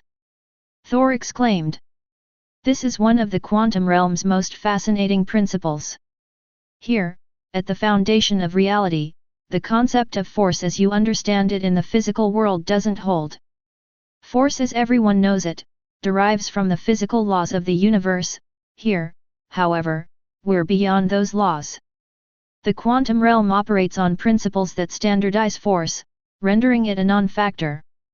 Here, it's not about how much force you can exert but how you can influence the probabilities and manipulate the reality itself to your advantage. Manipulate reality? Elder Kraken inquired with an intrigued tone. While he was a master in the field of souls and spirits, the quantum realm was under Lady Sphinx's field of studies. After all, one of the main reasons she created the Truth Eyes was to explore all the realms in the universe. From the quantum realm, spirit realm, and void realm, to even understanding the mysteries of the UVR. While she could not enter the quantum realm with her physical body like the Unigens and had to utilize her sand manipulation and other mental gymnastics, the short periods she spent here helped her study the basics of the quantum realm's structure. That's right, in the quantum realm, reality is too unstable and this leaves loopholes for entities to exploit it and manipulate it to their advantage. Lady Sphinx explained calmly, this means it is possible in theory to create a reality, where your force is disproportionate with the standardized version across the board. So, it's not the strength of the blow but the precision with which we alter reality's fabric that determines our effectiveness. Exactly, Lady Sphinx affirmed. In the quantum realm, your abilities to influence, to change the state of vibrational strings and thus the very essence of matter and energy, that's what grants you power. It's a realm where thought, intention, and understanding wield greater strength than physical force ever could. Many of those entities have long since established their existence in the quantum realm and created empires and civilizations stretching to infinities. Lilith continued for her lazily, in other words, this is an entirely new universe that follows its own rules, systems, and structure, with its rulers. Everyone was left deep in thought, feeling like they were truly discovering a new universe parallel to their own. If even Unigens are considered foreigners and have not much sway here compared to the natives, then, it is no wonder they avoid the quantum realm, Lord Marduk uttered. Not all of them. Lilith shook her head. Eris and Uranus can be considered as fish in the ocean here. Their laws dominate this dimension, and it helps them reach an even higher level of reality manipulation compared to many natives. Everyone nodded in understanding. The quantum realm was a place of unpredictability and disorder. As the goddess of order and disorder, she would have a field day here. Meanwhile, Uranus lorded over the laws of vibration, and this quantum realm was created out of vibrational strings, which in turn gave him control over reality here. As for water, fire, wind, plant, and such laws, they couldn't exist here when the quantum realm's existence itself was smaller than a particle. As for the laws used to create structures, wind breezes, plants, and such entities here, they might resemble the physical laws, but they were nothing as such. How about the sin's laws? Lord Loki asked. As long as there is desire, sin laws would be effective, Lilith replied lazily. Indeed, the laws of the seven sins were more related to the universe and the beings in it instead of its environment. Thus, it didn't matter how different a new environment was. As long as Felix was inside this universe and could tap into his desires, he would always be able to use his laws. It doesn't matter at the moment, my powers are sealed, and even when I am here, I can still feel the universe's chains tightening on me. Felix sighed as he followed Apollo closely, who seemed to be flying towards a predetermined destination. Felix couldn't imagine spending more than 12 million years without being at his peak or even having enough strength to defend himself. But, it is what is, he abused his laws and the universe delivered its promised punishment. May I ask something? Suddenly, Apollo's curious voice resounded in Felix's ears, forcing him to switch his focus to his main consciousness. Feel free. Felix permitted, even though he already predicted that the question would be about the rescue mission. As expected. What made you make your move so soon? You barely stayed more than a century in the Eternal Kingdom.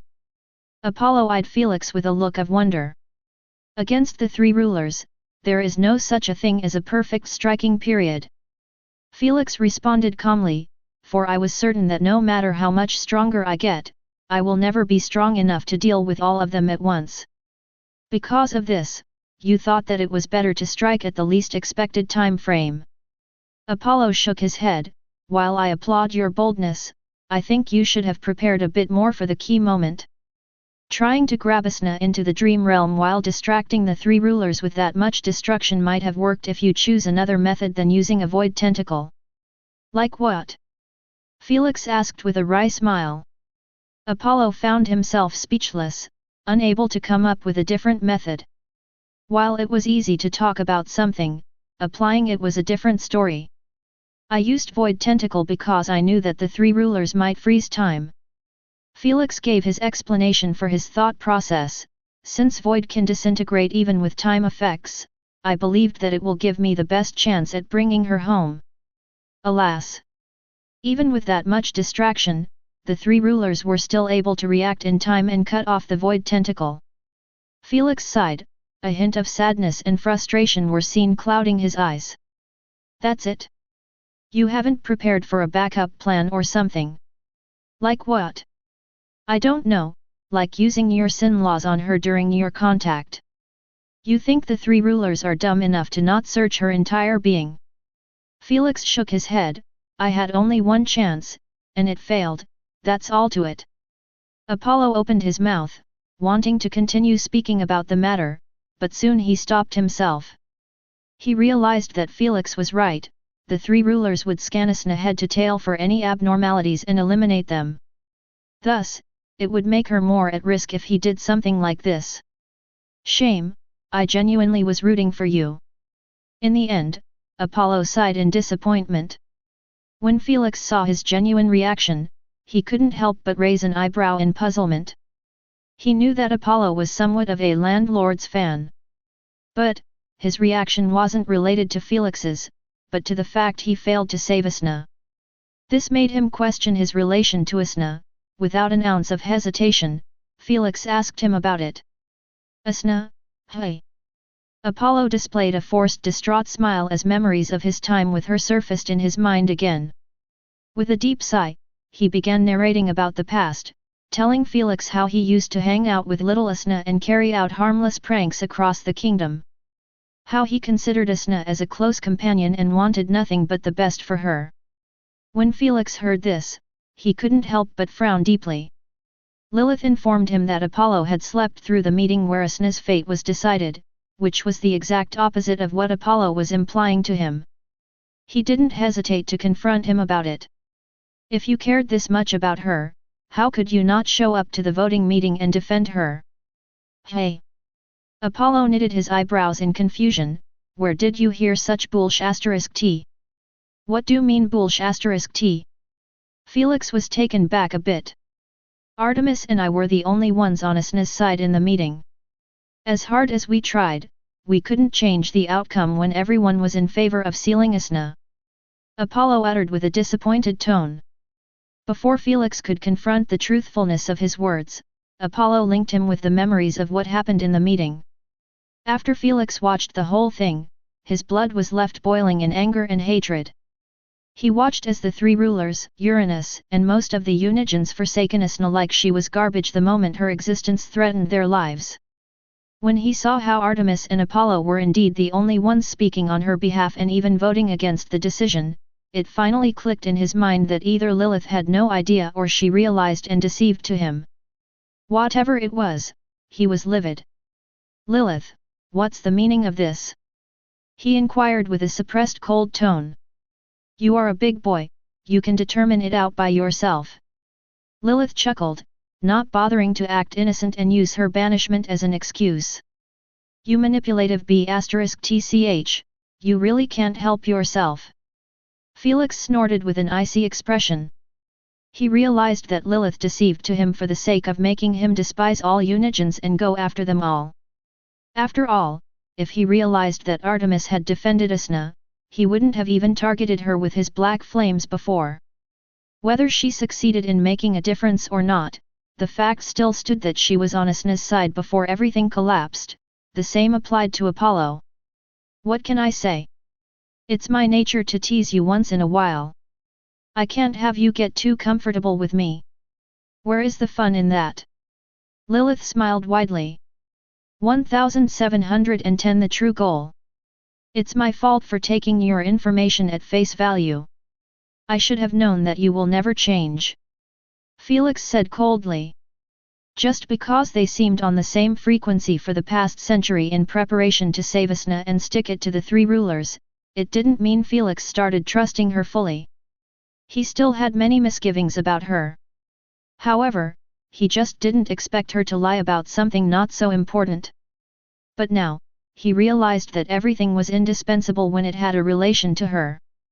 Just now, he was being rescued by Apollo, someone who had a great relationship with Asna, whose she tried to paint as an enemy too. What can I say? I am flattered. Lilith chuckled. Felix scoffed as he decided to ignore her, knowing that nothing out of good value would come out of dealing with her nonsense. If you had such a great relationship with Asna, how come you didn't try to approach her after she got caught again and explain the situation to her? Felix turned to Apollo, questioning his lack of empathy. Then, what? Apollo showed a forced smile. Will it matter any more? Asna was locked up for more than 20 million years. We have already failed her and nothing I say will change her perspective of me. There is no such a thing as half-assing helping someone. You either help him or you don't. Apollo sighed, so, how can I show my face before her ever again? Felix and the rest of the tenants went quiet. In their eyes, they would also not give Apollo a chance to explain himself if they found out that his full extent of his assistant was limited to a couple sentences. Although they understood that there was nothing he could have done to change the situation without making himself be the enemy of the entire kingdom, it wouldn't change the sentiment. What's accomplished is done, I have failed her and that's all to it. Apollo sighed in disappointment, I truly hoped that you wouldn't fail her too. Felix remained silent. I didn't mean it that way. You have already accomplished more than the impossible to rescue her. Apollo realized that he might have struck a nerve.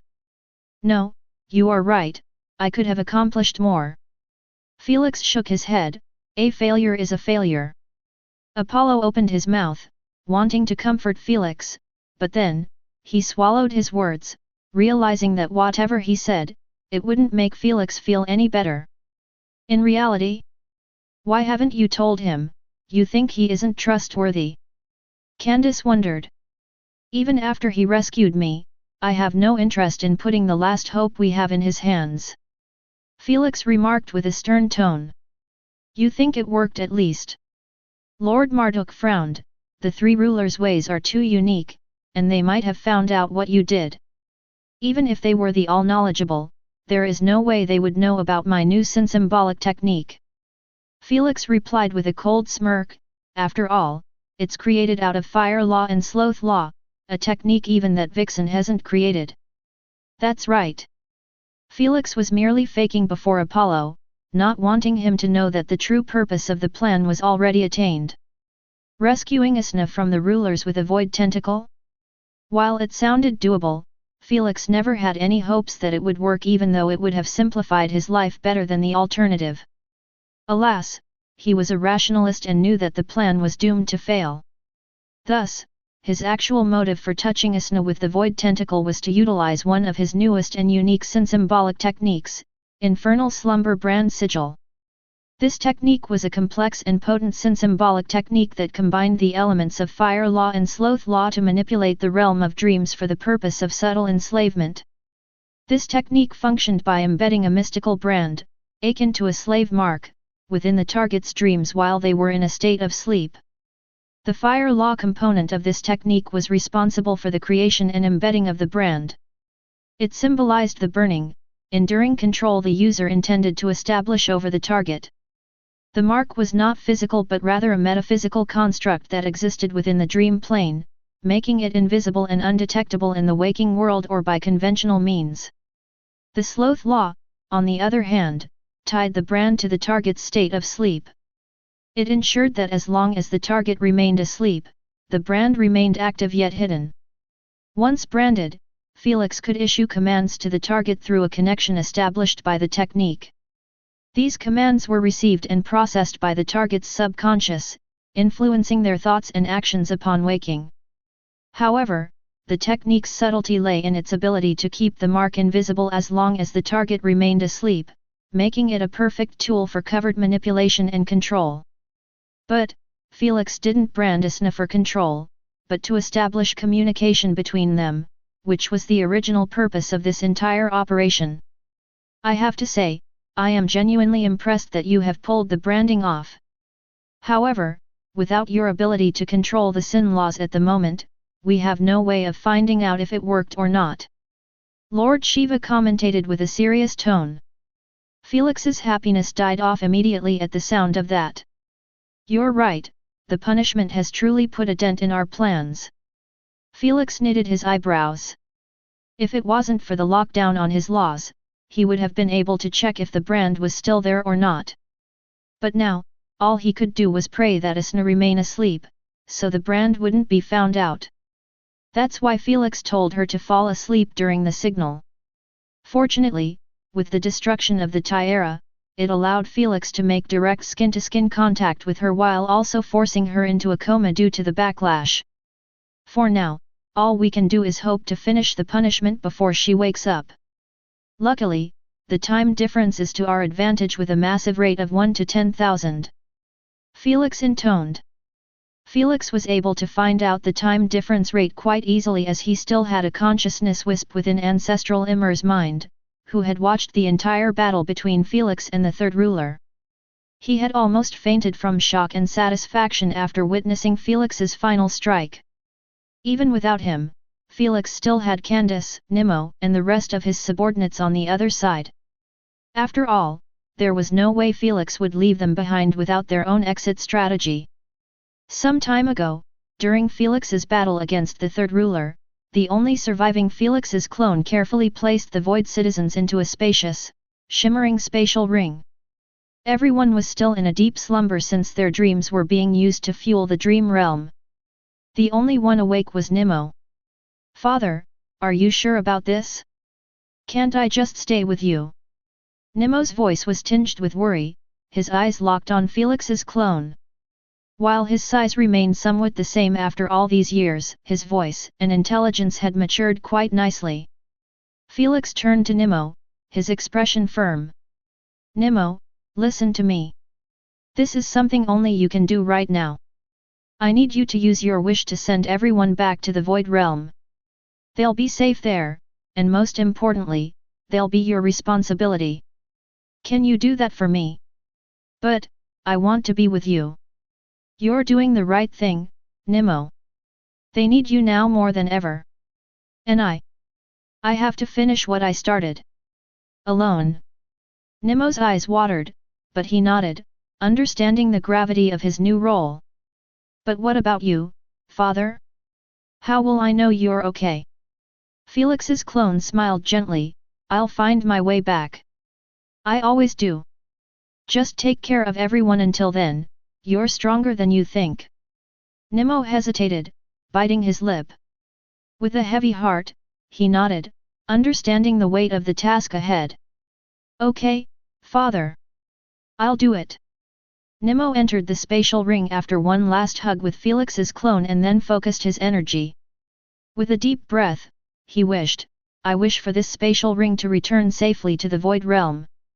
In an instant, the spatial ring glowed brightly before fading, signifying the successful transfer.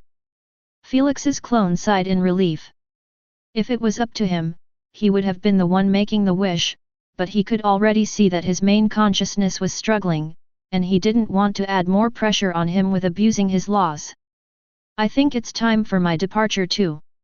With a deep sigh, he whispered, for the greater good, then. Closing his eyes, he initiated the self-elimination sequence.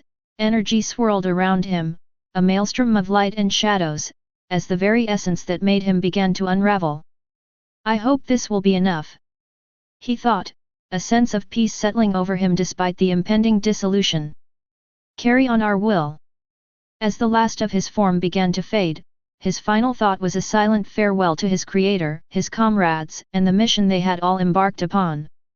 Then, with a flash of light that briefly illuminated the void, Felix's clone ceased to exist, leaving no trace behind, ensuring his existence wouldn't lead the rulers or any other threats back to Felix and their people. After all, he was the last to remain in the Eternal Kingdom and the three rulers would never let him roam free anymore, thus sealing his fate for eternal damnation. 1711 Null Voiders. Back to the present. Whether you succeeded or failed in saving Isna, what you have done to the kingdom is unforgivable. Apollo remarked with a serious tone, since my counterpart has gotten involved, they would most definitely figure out that we have descended to the quantum realm. They can't come here personally, which is a bonus, but I am certain they will send at least Eris and Uranus on our tail. Apollo warned, while the quantum realm is an infinite dimension that connects the entire universe with its realms, only a handful of places were considered stabilized enough to inhibit for prolonged periods. Thus, we kinda have to disguise ourselves and remain on the low until we arrive at our destination to minimize our exposure. I understand. Felix nodded in agreement. If it was any other Unigens, Apollo wouldn't have been this worried and careful. But, Eris and Uranus were absolute monsters in this dimension and it was best to avoid them at all costs until he recovered his powers. Decide on a new appearance and try your best to make it fit in with the natives, Apollo said as he started his transformation. His features, always possessing an intrinsic charm, sharpened into an otherworldly allure. His hair, once reflective of the starry night, now shimmered with a spectrum of quantum colors, flowing and rearranging as if made of light itself. It framed his face, highlighting his striking, angular jawline and high cheekbones. Apollo's ears tapered to a fine point, adding an elven grace to his appearance, while his eyes turned a brilliant hue of violet, piercing and luminous, mirroring the quantum realm's vibrant energy. It seems like you have done this quite a few times. Felix appreciated Apollo's new native-like appearance. If he didn't see him transform in front of him, he wouldn't guess his true identity no matter how hard he tried. This is my usual appearance around here. Apollo replied as he caressed his flowing silky hair, I hope my connections are still around, it will facilitate our journey greatly. Connections? Felix raised an eyebrow. I guess it's better to tell you, *T, hide quickly. Before Felix could react, Apollo hid them both inside a pink cloud out of his manifestation and modified it to resemble the pink clouds near them. This made them perfectly camouflaged with the environment. Just as Felix was about to ask him, he swallowed the rest of his words after spotting a school's pitch-black foggy creatures heading towards them. These beings, resembling swirls of antimatter encased in a void shell, moved in unison like a fluid dance of darkness and light. What are those abnormalities? Felix asked. Nullvoiders. Apollo answered with a deep frown, they are known for their curious nature and unpredictable behaviors. Keep your presence minimal. Nullvoiders are attracted to strong energy signatures. They're dangerous if disturbed. How marvelous! Felix nodded, suppressing his aura as much as possible. For a moment, the Nullvoiders continued on their path, their movement a mesmerizing dance of existence and non-existence. But then, without warning, the school shifted direction, converging towards Felix with a sudden interest. The hell? Apollo exclaimed, his eyes widening. They've never reacted like this before. What do we do? A flash of fear appeared in Felix's eyes. Who could blame him? He had no strength to protect himself and he had no clue what these creatures wanted from him. We run! Apollo exclaimed.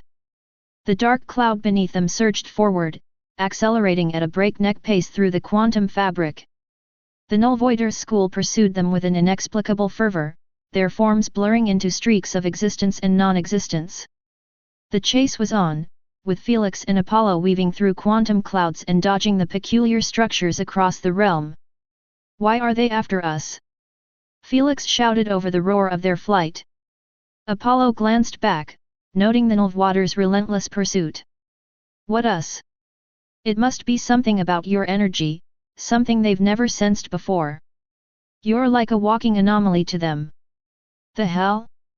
I have been using spiritual energy to suppress my aura all the time. Felix retorted. Even though he was weakened and couldn't muster the whole strength of his spiritual pressure, creating a camouflage barrier wasn't that difficult. Well, I don't recognize either.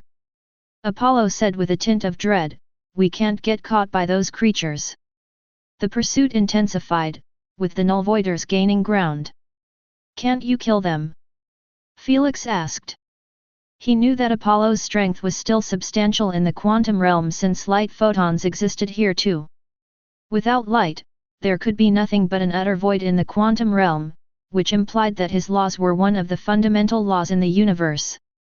This might explain why his counterpart had resolved to stay in the quantum realm. As they continued their careful trek through the swirling energies of the quantum realm, Apollo glanced back at Felix, noting the latter's growing concern at the relentless pursuit of the Nullvoiders.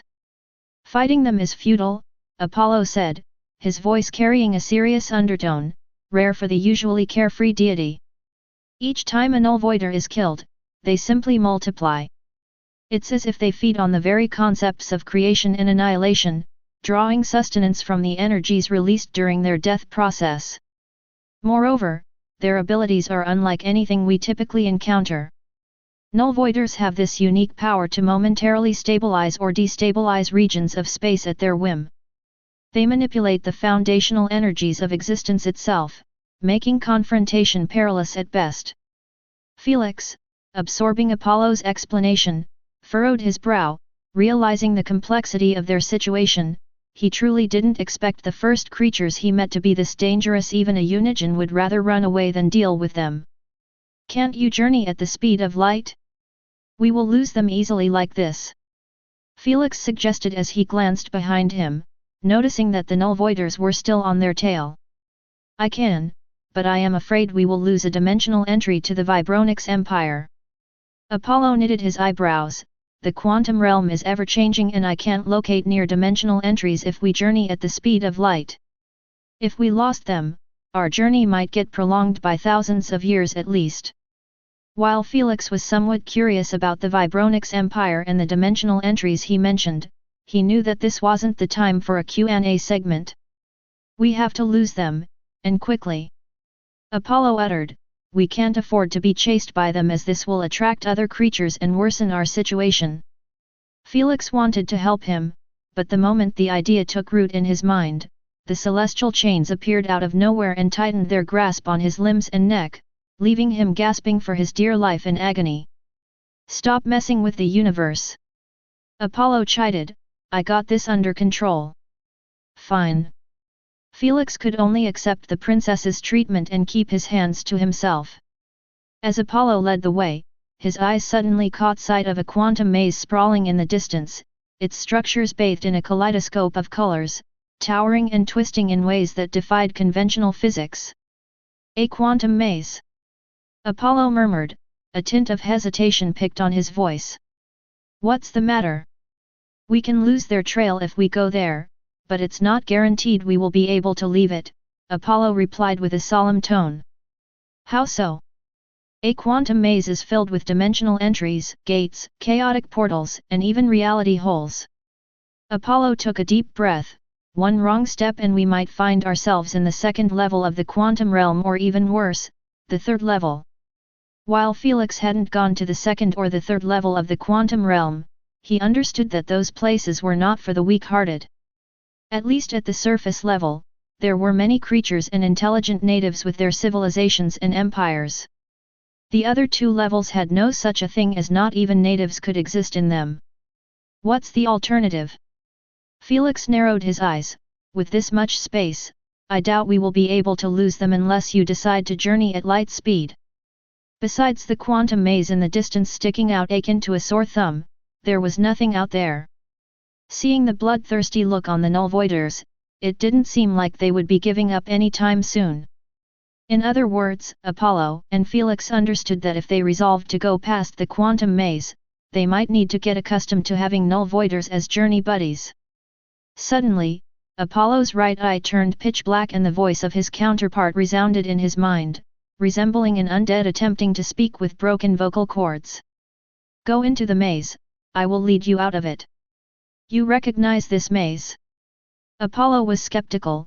There is an infinite number of quantum mazes, each with their unique structure and different paths. How can you lead us out? If you bothered to spend some time with me instead of messing with your whores, you would have known. His alter ego uttered coldly, now go inside. I can't afford to have you get him killed on his first day. Tisk, I was doing fine without you. Apollo clicked his tongue in irritation, but he resolved to listen. 1712 Nullvoiders. 2. The quantum realm was the alter ego's home for a very, very long time. If he said he could get him out of the maze, then all he could do was trust his word. Without hesitation, he veered towards it, pulling Felix along with a determined grip. We going in? It's the only way forward. Apollo nodded without explaining much. Meanwhile, the maze's entrance loomed before them, a gateway to a labyrinth of endless possibilities and paths. Once inside, Apollo maneuvered through the maze with surprising agility, taking turns at random, hoping the sheer unpredictability of their path would throw off their relentless pursuers. Despite his efforts, the Nullvoiders remained on their trail, as persistent as shadows, always a few steps behind. Realization dawned on Apollo's face, his features tightening with frustration. It became evident that the Nullvoiders were not merely tracking them by sight or sound but were drawn to something far more intrinsic. What the hell is your problem? Are you pushing off pheromones, making them want to mate with you? He cast a sidelong glance at Felix, understanding that the source of their unwavering pursuit was Felix himself. *CK off, how could I know? Felix cursed in vexation. I always imagined a day, where I get to work alongside my superstar. Apollo sighed with a look of disappointment, I never expected it to end with you being more harmful than useful. All Felix could do was swallow his insults and give him an irked look, knowing that the weak had no voice. At the moment, he couldn't even lift his weight if left alone. Realizing the need for a new plan, Apollo began to brainstorm while being led toward the maze's exit by his alter ego. "We need a decoy," Apollo muttered under his breath, his brain working feverishly to adapt to their dire situation. "Something to mislead them, give us the breathing room we desperately need." With a flick of his hand, Apollo conjured a series of luminous orbs, each a mimicry of Felix's unique energy signature. He released them into the maze, sending them scattering in different directions, a constellation of false leads designed to confuse and divert their relentless hunters. Alas, the Nullvoiders ignored the light orbs and stayed on their tail against Apollo's wishes. Hell, did you kill their parents in your past life? Apollo cursed, starting to get angered with their constant chase. It's really weird that they have their eyes on him. Lilith rubbed her chin thoughtfully. She had an inkling of why it was happening, but she couldn't see the full connection between her assumption and the real answer. If even Lilith and Apollo were ignorant about this, there was no need to mention the others. Even Lady Sphinx merely had a basic understanding of the quantum realm. As the chase intensified, both Felix's and Apollo's minds raced for solutions. Think. With Felix being completely hopeless and no longer having access to his overwhelming strength, he felt like he had returned to the early days of his life, where he had to utilize his intelligence more than his muscles to seek solutions. Thus, his eyes scanned the peculiar quantum maze and the Nullvoiders behind him, who seemed to resemble homing missiles, having them locked as their targets. Their reaction speed is almost identical to us. But, if we played our cards right, we might pull it off. After an in-depth analysis of their movement and behaviors, Felix came to realize that they had only one way to lose them before exiting the maze. "Apollo, slow our pace and keep them relatively 10 meters or more away from us," Felix commanded with a solemn tone. "What? Are you crazy?" Apollo scolded, "Haven't I told you that everyone and everything has a standardized force? This also applies to speed and reaction speed. If we slowed our pace, we will never be able to lose them, and what's worse, we will enter their attacking range." It was clear that everyone's speed could reach a similar standardized peak unless they could surpass it by manipulating reality or laws. In Apollo's case, he could bypass the restriction and travel at the speed of light due to his control over the laws. Asking him to slow down was a surefire way to let the Nullvoiders catch up, leaving them with no chance of recovery. If he did that, it would invalidate everything they had done and put them in a different problem. "Just trust me and do it," Felix informed him of what he had in mind to convince him. When Apollo finished listening to him, he couldn't help but feel a bit sick in the stomach. It's too risky, but damn it, we don't have much of a choice. Realizing that Felix's strategy might be the only way out, Apollo slowed the pink cloud's speed until the Nullvoiders were a mere 10 meters behind them. Scree! Scree! The moment the Nullvoiders got this close to them, they began to launch an onslaught of pitch-black seeds from their mouths. "Dodge those bullets!" Apollo called out, weaving through the barrage with deft movements. "They're made of annihilation energy, capable of erasing anything on impact." Felix, following Apollo's lead, narrowly avoided the deadly projectiles, his movements a blend of desperation and determination. The seeds zipped past them, obliterating fragments of reality wherever they struck, leaving voids in their wake. "Head towards that portal." Apollo, with Felix in tow, darted towards a chaotic portal that shimmered on a spring-like wall ahead, the Nullvoiders hot on their trail. The portal, a whirlpool of colors and energies, promised an unpredictable escape or possibly a trap. "Hold, hold, hold." As they neared the threshold, Felix kept repeating in Apollo's mind for him to hold whilst squinting at the portal. Just as there was barely half a meter between them and the portal, Felix shouted, "Now! I know!" Whoosh! Apollo executed a sudden sharp, upward pull on the pink cloud they rode, veering away at the last possible moment. Scryeeth! The school of Nullvoiders, driven by their relentless pursuit and unable to match Apollo's sudden maneuver, plunged into the chaotic portal without hesitation. The moment they crossed, the gateway wobbled wildly, then snapped shut behind them, cutting off their pursuit and leaving Apollo and Felix alone in the vastness of the quantum maze. Breathing a collective sigh of relief, Apollo glanced back to ensure the null voiders had indeed been tricked into the portal. "Well, that worked better than I expected, nice plan," he admitted, a wry smile forming on his lips. Felix, still catching his breath from the close call, managed a weak smile. He had expected the quantum realm to be a dangerous place, but to almost die in the hour even with a Unigen as his guide was something he never imagined. "Let's keep moving," Apollo suggested, steering their pink cloud back to their original course. "We've bought ourselves some time, but we can't afford to reduce our guard. The quantum realm is full of surprises, as you've just seen." As they resumed their journey, the sense of danger from the Nullwater's chase lingered, a stark reminder of the hazards that awaited them in this uncharted territory. 1713 The Quantum Realm's natives. "Now, do you know the way out?" Felix asked as he gazed around him, realizing that the quantum maze was completely locked off. It had a colorful roof covered in countless chaotic portals. Since Apollo didn't mention the possibility of utilizing his laws to leave this place, it implied that the quantum realm could be exited only through the standard way.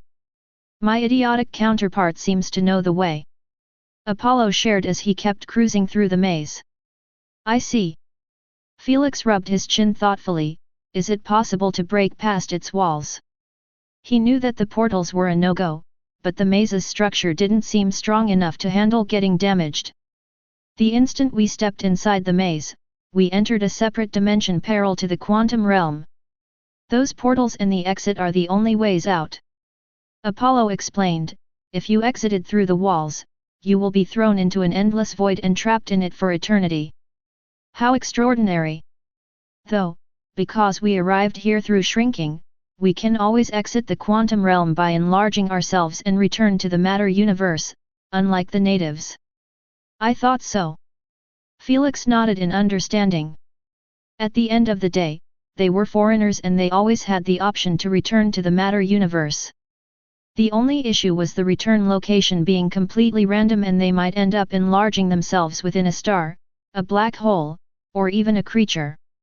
That's because the quantum realm was connecting the entire space-time of the universe, which meant each exit point was different from the other. "While we are here, decide on your new appearance." Apollo frowned. "I don't know, but maybe the null voiders recognized you? It's best to change your appearance as fast as possible." "Recognized me?" Felix wondered. "How can that be possible? This is my first time here. How would I know?" Apollo shook his head. "If your aura isn't attracting them, then your appearance or something else is doing it. Let's eliminate appearance first." Having no interest in participating in another chase, Felix began to brainstorm on new appearance ideas. Since he needed to change everything about himself, from facial features, body structure, and even his skin color and attitude to resemble the natives, he needed to consider his options carefully. "Do you need help?" Apollo grinned a bit. "I am a master in makeovers. I assure you that I can enhance your appearance to match even the standards of local beauty. I don't need to be stunning." Felix rejected his help calmly. "I just need to be different." "Tisk, you are no fun." Apollo clicked his tongue. "If you want to help me, give me some designs for humanoid natives." Felix changed his mind after realizing that his knowledge about the natives was limited to null voiders. "Haha, of course. Don't give me flamboyant designs," Felix warned him with a stern look. "It never crossed my mind." Apollo cleared his throat sheepishly while presenting Felix with dozens of 3D holographic unique humanoid natives. Since he was the Unigen of light, his impeccable eye for detail left Felix and the tenants mesmerized by the natives' appearance. Each race was marvelous, like something coming out of a child's imagination. Even the unique races in the matter universe had nothing against the quantum realm's natives when it came to uniqueness and a sense of awe. "Can I get an introduction for each race?" Felix requested. "First, we have the Vibronics, masters of vibrational energy. They can manipulate the very strings that knit the universe together. With this kind of power and their remarkable intelligence, they were the first native race to start a civilization and build a massive empire that's welcoming to all natives across the quantum realm. Apollo introduced as his gaze drifted towards the hologram of a Vibronix native. He boasted a sleek, metallic sheen to his skin, with patterns that pulsated in rhythm to the universe's natural frequencies. His eyes glowed with a deep, resonant light that seemed to echo the foundational vibrations of existence. Vibronix, an entire race capable of manipulating vibration. Felix murmured in awe, if they were part of the surface, they would have ruled the entire universe. Fortunately, they aren't interested in world domination even here. Apollo divulged some extra information. Their society is structured around the collective advancement of knowledge and the exploration of the infinite expanse of the quantum realm. So, they are welcoming for pretty much everyone as long as they don't break their rules. I see, that's why we are heading there, I guess. Felix assented in understanding. Yes, we need to stay there for a while. Apollo shared with an embarrassed cough, reaching my counterpart is quite complicated. What do you mean? Felix frowned. I will tell you all about it when we arrive at the Empire. Apollo swiftly changed the subject by introducing another humanoid race. He had a swirling, ever-changing skin that mirrored the tumultuous energy of chaos and order, with eyes that shifted colors unpredictably. Then there's the Chaoxians, beings of pure chaotic energy, unpredictable and wild. They thrive in the realm's most tumultuous zones, where order and logic falter. He said with a hint of wariness in his tone. Without needing to ask, Felix was able to pick up on a dangerous vibe from the Chaosian's hologram, seemingly staring at someone with no care for consequences. He was right to trust his intention. Those are a dangerous bunch. They are born from the inherent unpredictability and randomness of the quantum realm.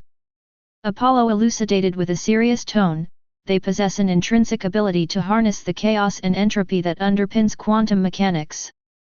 Unlike the Vibronix, who seek harmony and order through the manipulation of vibrational strings, the Chaoxians thrive in and amplify the natural disorder, using it to their advantage in both creation and destruction. For a long time, their empire has had a feud with the Vibronix Empire. Why is that? Felix inquired. It has to do with a rift or something. Apollo coughed while avoiding eye contact with Felix, seemingly hiding something quite important. Why do I have a feeling that it has to do with his alter ego? Thor narrowed his eyes. I think so too, but clearly, he doesn't plan to explain the full picture to me. Felix sighed, I feel like I am being dragged into some kind of a mess. Felix had gone through so much bullshit in his life that he cultivated a radar for future trouble. At the moment, it was beeping non-stop. Alas, because of his current weakened state, there wasn't much he could do about it. Let's hope it's not that bad. Felix prayed in silence as he watched Apollo continue introducing other races. Most of them were unique and powerful in their own way. For example, there were ethereal beings called etherites. They existed in a state of quantum superposition, simultaneously everywhere and nowhere. While they had no civilization, they were considered the watchers of the quantum realm's mysteries and were treated with great respect. There was even a race called the Luminones, which were known for their luminous hair and ethereal beauty. They harmonized with the quantum energies, creating and dwelling in cities that glowed like beacons in the realm's depths. As he finished, Apollo gazed at Felix with a serious tone, each race has its domain and its own rules. Navigating their territories requires not just strength, but wisdom and respect for the realm's complex web of life. I understand. Felix nodded. After hearing about those races' details, Felix perceived that the quantum realm was more fearsome than he had anticipated. While he was a Unigen and a god up there, in here, he was nothing but a traveler. He understood that if he wanted to prolong his stay here, he must treat everyone with a hint of caution.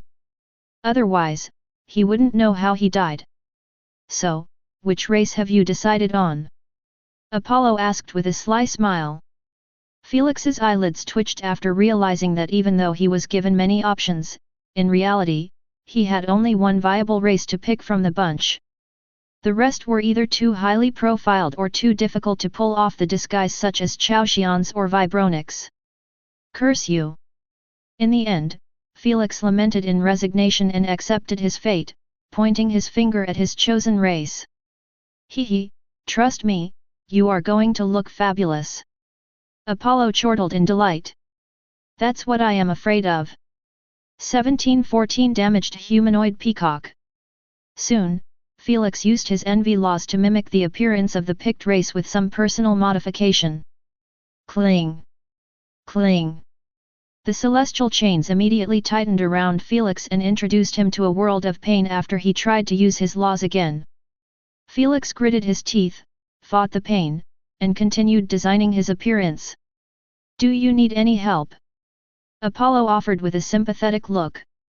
He had once experienced those chains and knew full well that Felix wasn't faking his agony.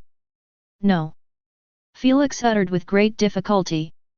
It must be eating him inside to feel this weak and hopeless. Thor sighed. He has gotten accustomed to being at the top. To have such a fall would ruin any warrior's mentality. Fenrir approved. The tenants were correct in their assumption. Felix despised the sensation of weakness to the core, as it made him feel like he was under the whims of everyone. Thus, after settling down in the quantum realm, his first objective was to find a way around the celestial chains, if it existed. Otherwise, he was going to spend the most depressing 12 million years of his life. As he fought the excruciating pain, Felix's transformation started step by step under the watchful eyes of the tenants. As he concentrated, his hair underwent a mesmerizing change, growing longer and separating into flowing waves of green and blue, occasionally illuminating the surrounding quantum fabric with gentle pulses of light. His physique became leaner and somewhat shorter, embodying the elegant stature of the Luminones, while the tattoos across his chest morphed into intricate designs inscribed in the Luminone language, signifying unity with their culture. Brown fox-like ears sprouted atop his head, complementing his already elf-like ears, and enhancing his auditory perception to Luminone standards. His eyes transformed into bright green orbs, devoid of traditional pupils, replaced by luminescent lines that danced with every glance. Even his handsome facial structure wasn't left in peace, as his features now possessed a sharper, more youthful jawline with a smaller nose and lips. Yet, the most mesmerizing part about the Luminones was their clothes. Felix proceeded to complete his disguise by donning the traditional attire of the Luminones.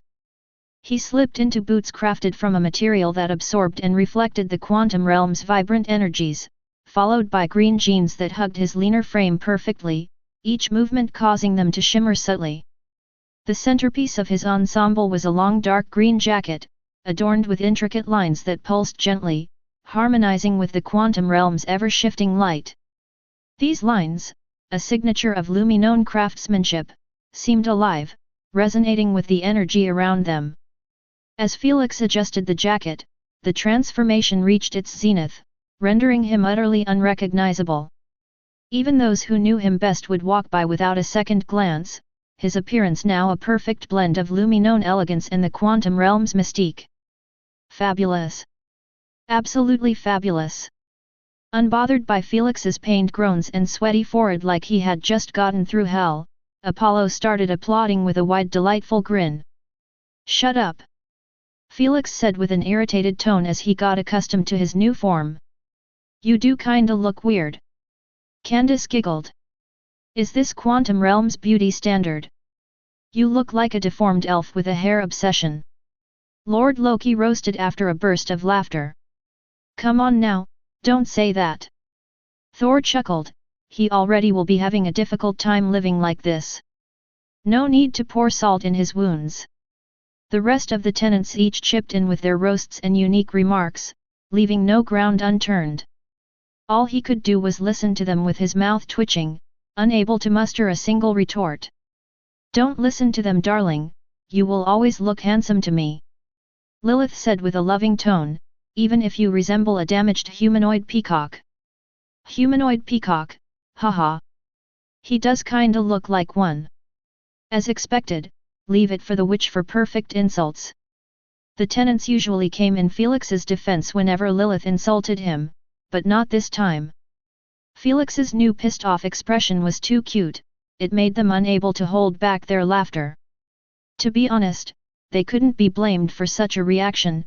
While Felix might be considered stunning and handsome in the quantum realm, his previous authoritative and bloodthirsty appearance was nowhere to be found. Pricks, I will remember this. Felix cursed under his breath while glaring at the culprit, who put him through this. Apollo still had the same wide grin while giving he a double thumbs up. Trust me, we will be swimming in women when we arrive at the Empire. Felix decided to remain silent, realizing that engaging with Apollo was worse than dealing with Lilith. I know what will make you feel better. Uncaring about the silent treatment, Apollo brought out the lyre and started singing a new song. His voice, clear and full of mirth, sang out a whimsical tune that danced through the colorful expanse around them. Through the quantum realm, we boldly roam, with Felix disguised, far from home. His hair so long, with hues of night and sea, and sound receptors of a fox, as cute as can be. Can't you shut up for once in your life? Haha, in Luminone garb, he strides with grace, a stranger's guise, on his familiar face. We dodge and weave, through chaos and light, our journey a tale of delight and plight. Apollo's laughter mingled with the melody, his song painting a vivid picture of their escapades, turning even the most mundane moments into tales of joy and camaraderie. Even when irritated, he couldn't help but crack a hopeless smile at last. Despite the absurdity of his new appearance, he appreciated the light-hearted take on their otherwise perilous journey. Plus, after everything that transpired in the Eternal Kingdom, he needed to have his heart and mind pacified, if not by a little, especially, when he had no clue what was going on with Isna. With he by my side, in disguise so fair, we're an unmatched duo, beyond compare. While Apollo was singing his heart out, his alter ego was watching from a realm so steeped in obscurity that it rendered the concept of sight meaningless. Seated upon a throne crafted from the essence of darkness itself, his presence was an enigma, a nexus of unfathomable intentions and unseen power. The void around him was not merely the absence of light but a palpable entity, a canvas of impenetrable darkness that seemed to absorb any flicker of illumination, any whisper of warmth. His eyes, however, told a different story. The scene within his gaze was a stark juxtaposition to his somber surroundings. Apollo's upbeat tune and Felix's relaxed demeanor in the emptiness seemed almost blasphemous. For a brief moment, the alter ego's attention lingered on the reflected adventure, a flicker of something indiscernible, perhaps amusement or curiosity, dancing in the depths of his stare. Yet, as if realizing the indulgence, the imagery dissolved, the connection abruptly severed, leaving behind nothing but the infinite expanse of darkness once more. Then, with deliberate slowness, the enigma rose from the throne. His voice, when it came, was a thing of depth and resonance, echoing off the non-walls of his domain, imbuing the void with a sense of impending purpose. Laugh and dance, for those black flames are the final key to my puzzle, the final key to my conquest, the final key to my dream. His declaration hung in the vacuum, a vow made in the absence of light, witnessed by the denizens of shadow as he was not alone. As the scene pulled back further, the scope of his domain revealed in all its eldritch grandeur. Beyond the throne, an endless sea of dark entities stirred, a legion bound by will and purpose, each pair of glowing red eyes. This was no mere gathering of creatures, it was an army amassed at the edge of creation, awaiting the command of their enigmatic leader. If he or Lady Sphinx were to spot those dark creatures, their orbs would have been left wide open in shock and disbelief. For those creatures were identical to none other than the Dark Reaction. 1715 Capital Quantar. A phenomenon that eluded even the smartest beings in the universe, leaving them unable to connect the Dark Reaction's existence with anything related to the universal order. I can't wait for the day when there will be nothing, absolutely nothing but eternal darkness. As Apollo's dark side contemplated the silent ranks, his figure a lone beacon of authority in the engulfing darkness, it became evident that his ambitions stretched far beyond the confines of the quantum realm. In this universe of light and matter, where the three rulers held sway, he seemed to envision a new order, one forged from the very essence of void and shadow. Out of the darkness was the universe born, and into the darkness it shall return, ha ha, ha ha ha. As the echo of his laughter, both chilling and exhilarating, filled the realm, the scene faded to black, a prelude to a saga that threatened to redraw the boundaries of existence itself. Meanwhile, Felix was still vibing with Apollo on top of the pink cloud, having no idea about the kind of trouble he was heading to. Somewhere in the infinite expanse of the quantum realm, Eris, Uranus, and Demeter moved as a singular unit, their forms shifting to adapt to the peculiarities of this space. Finding a way into any of the 50 major civilizations scattered across the realm will be a lengthy process. Demeter uttered with a stern tone, "Can't you utilize your laws to find them?" They had been roaming the quantum realm for more than a year now, and they had yet to locate a single portal, entry, or gate linked to any of the large civilizations. It was an expected result. When it came to finding those entry points, one had to be either a native or possess immense luck. "We can create portals, but due to the space-time instability here, we might end up in a far worse situation." Eris replied calmly, "Just be patient, the moment we find an already established portal, I can re-engineer it to lead us to our desired destinations." "You better be," Uranus said with a cold look. After what happened in their last meeting, he didn't trust Eris in this search mission at all. Eris ignored his remark and continued moving forward while sending her senses far and wide, hoping to pick up on any kind of portal. If she had been in Felix and Apollo's place when they discovered the quantum maze, she would have already entered one of the many major empires and started her search. Apollo is bound to seek refuge among the realm's natives until the rift opens up. Demeter tried to change the subject. "Where do you think he is more likely to stay in? Since the rift between the realm and his alter ego opens at random locations, it's hard to tell." Uranus frowned. "Vibronix Empires is the first that comes to mind due to their open-mindedness in accepting foreigners, but Apollo isn't that dumb to head for such a high-profiled empire." "True, he is quite cowardly and will most definitely pick the safest option to avoid us." Demeter nodded in agreement. "I trust he will choose Damacan Nation or Roman Kingdom. They don't accept foreigners, but it will be easier to infiltrate them through a disguise." Although most Unigens were not interested in visiting the quantum realm, they still gathered information about it. As a result, many of them knew about major empires, cities, native cultures, their strengths, weaknesses, and more. If you think Apollo will spend that much time away from women and entertainment, then you truly don't know him deeply enough. Eris shook her head. "He will most likely pick the liveliest city. The capital Quantar of the Vibronix Empire is the best choice." Before Uranus could respond, Demeter interjected with a suggestion. "Your thought process is also valid. How about this, we split up when we locate portals, and we each head to a different city." "I couldn't be any happier." Uranus agreed with a faint scoff. "It's decided then." Demeter shared.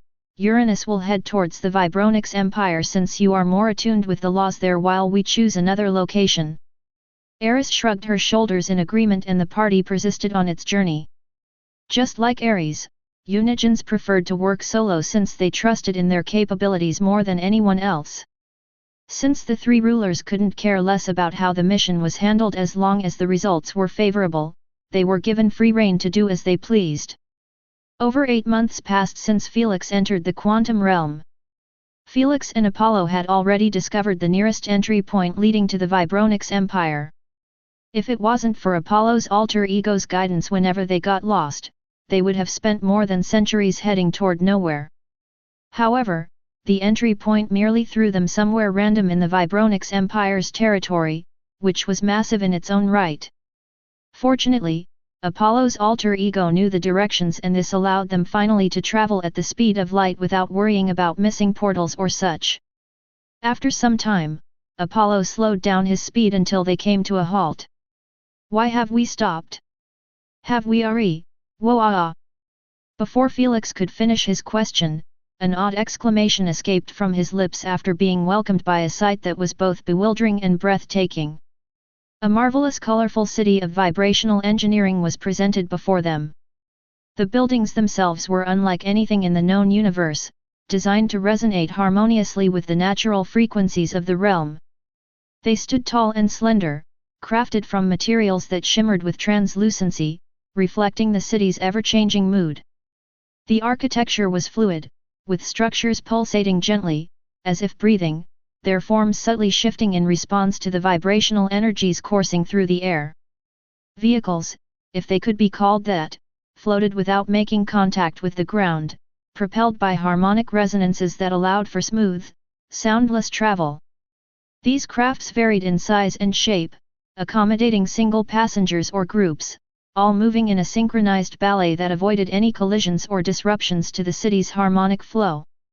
The city of Kwantar was a vibrant and bustling place, with locals and visitors intermingling freely. The Vibronix natives progressed with a graceful and almost musical gait, their bodies seemingly in tune with the pulsating rhythm of the city. They displayed a wide range of appearances, with some sporting iridescent tattoos that pulsed in sync with their heartbeat, while others adorned themselves with jewelry that resonated with their personal frequency. Foreigners of all kinds added to the city's vibrancy, each bringing a piece of their home through their unique appearances and customs. This isn't a normal city, it feels like a breathing living entity. Felix murmured in astonishment. That's because it is a living breathing creature. Apollo smiled widely as he introduced himself with an extended arm. Welcome to Kwantar, a mega-vibrational creature that feeds on outsourced frequencies from the natives and creatures.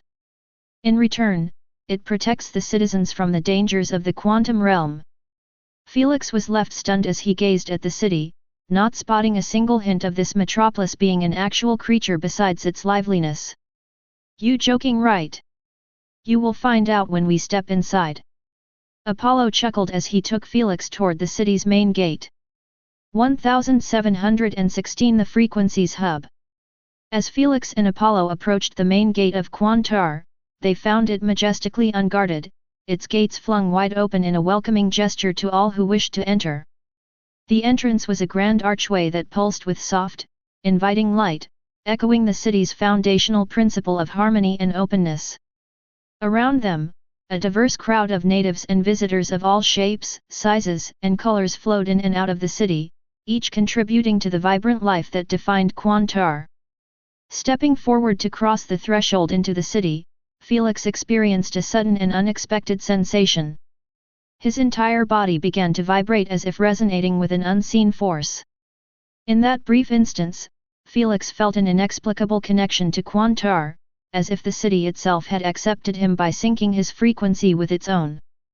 This bond was not just physical but almost spiritual, creating a sense of unity and belonging that Felix had seldom experienced.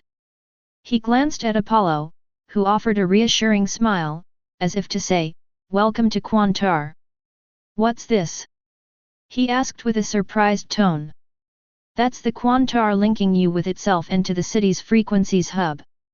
You can feel the frequencies going through your body and then the ground, correct?" Apollo said. "Yes. That's the mechanism for feeding." As he lifted his feet, Apollo explained, "One of the city's most important rules is to always be in touch with the ground, a building, or any surface. Otherwise, your bodily frequency will be messed up and make your life here unbearable." "I see." While this rule was somewhat bizarre and quite demanding, Felix wasn't too bothered by it. He understood that it was impossible for an empire to welcome everyone with open hands and not expect something from them in return. In this case, the foreigners were used as food sources for the Kwantar, and if they weren't too pleased with it, the gate was always open. What about them? Are they exempted from the rule because they are natives? Felix asked as he pointed his finger at the flying vehicles and traveling Vibronixians through the air. Yep, the Vibronixians are exempt from many core rules in the city and possess quite a significant advantages and access to the city's facilities compared to the foreigners. Apollo clarified. What kind of advantages? Felix asked as he glanced around and noticed many females sneaking gazes at him and Apollo. The disguise was indeed working as Apollo said, which made him more vexed than joyful with females' attention. First, you need to understand the core aspect of the city that keeps it running in order and harmony. It's called the Frequencies Hub. Apollo began to explain the intricacies of the Frequencies Hub as they walked through the bustling streets of Kwantar. You see, the moment we got linked to the Kwantar, we have been given access to the Frequencies Hub. It's like a massive, living radio, connecting everyone and everything here. This connection allows access to a network that serves as the backbone of Kwantar's society. He gestured around them, where natives and foreigners alike seemed to move with a purpose, their steps synchronized with the city's vibratory heartbeat. Each frequency within the hub is akin to a radio station, catering to different needs and interests. There's a frequency for the marketplace where you can listen in on the latest deals, auctions, and even haggle in real time without being physically present. Then there's my favorite, the brothel hub, offering, well, I suppose that's self-explanatory. Felix's eyelids twitched after noticing the pervy look on Apollo. Cough, Apollo's voice took on a more serious tone as he continued, there are more specialized locked frequencies, like the career hubs that require a license or certification to access. They're platforms for professionals to network, share knowledge, and find opportunities within their field. It's incredibly efficient but also ensures a level of security and privacy for sensitive information. Felix listened intently, intrigued by the concept. Even the tenants were left somewhat dazed and astonished at such an ingenious idea to connect an entire city with its citizens together. It was like the internet or the UVR, but more intimate. There's even a transportation hub. Think of it as the ultimate travel guide, providing real-time updates on routes, vehicle availability, and even traffic conditions. It makes getting around Kwantar a breeze. However, not all hubs are open to the public. Some are private, accessible only to certain families, organizations, or even races. The Vibronixians, for example, have their exclusive channel. No matter how high your status is, if you aren't native, you can't gain access to those private channels. Let me tell you, they have the good stuff in them. I guess it's the same racial treatment across the universe. Felix remarked. Even if you are smaller than an atom, there is no escaping from racism. The ever-silent Lady Yggdrasil shook her head for a moment. The only way for racism to be completely removed was if all races regardless of status were given the same benefits and disadvantages across the board. However, this was just a mere fantasy as no race would ever willingly relinquish such authority on their turf. So, how do I gain access to those hubs? Felix inquired. It's simple, tune your mind to the city's vibration, then dial down to match the marketplace's frequency.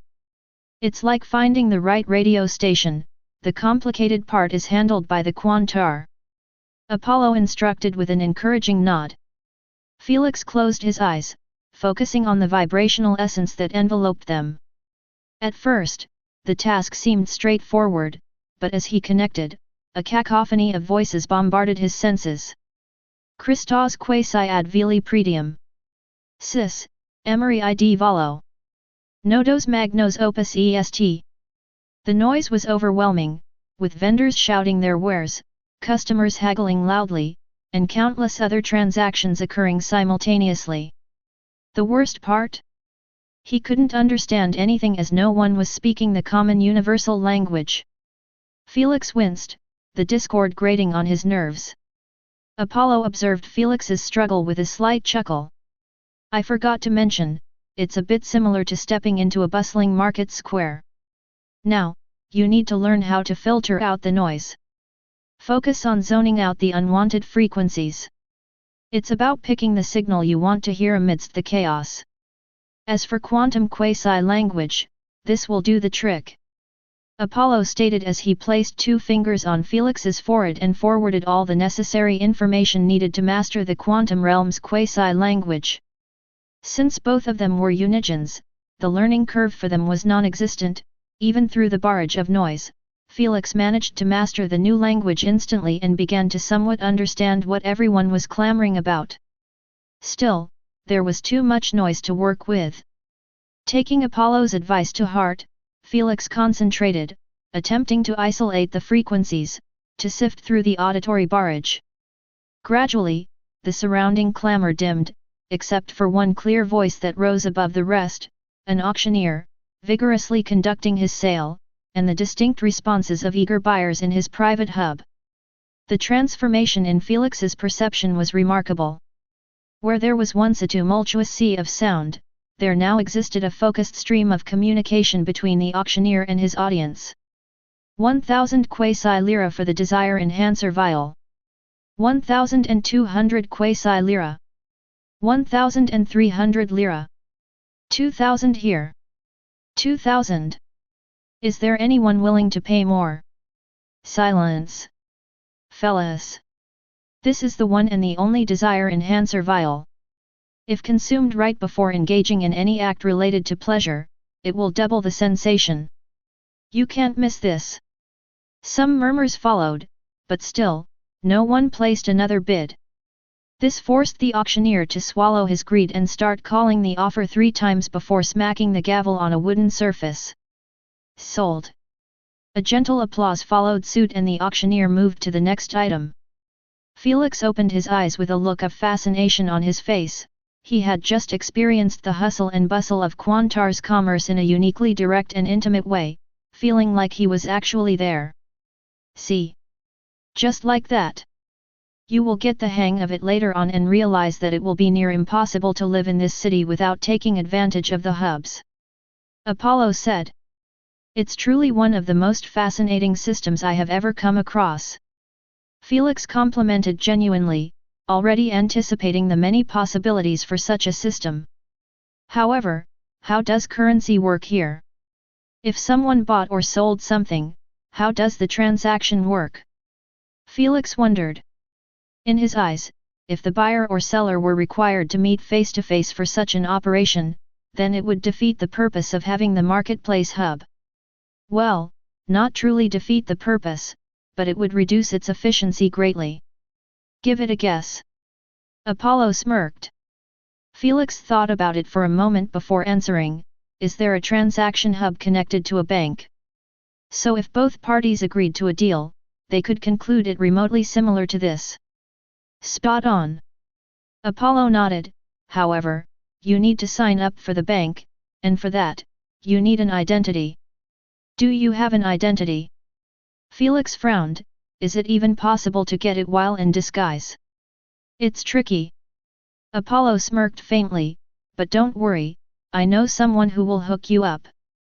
We are heading to him right now. What does your friend do? Felix asked, not liking the look in his eyes. He is an entrepreneur who is heavily invested in people's needs. Apollo coughed. Why do I have a feeling that he runs a brothel or a business oriented around sex?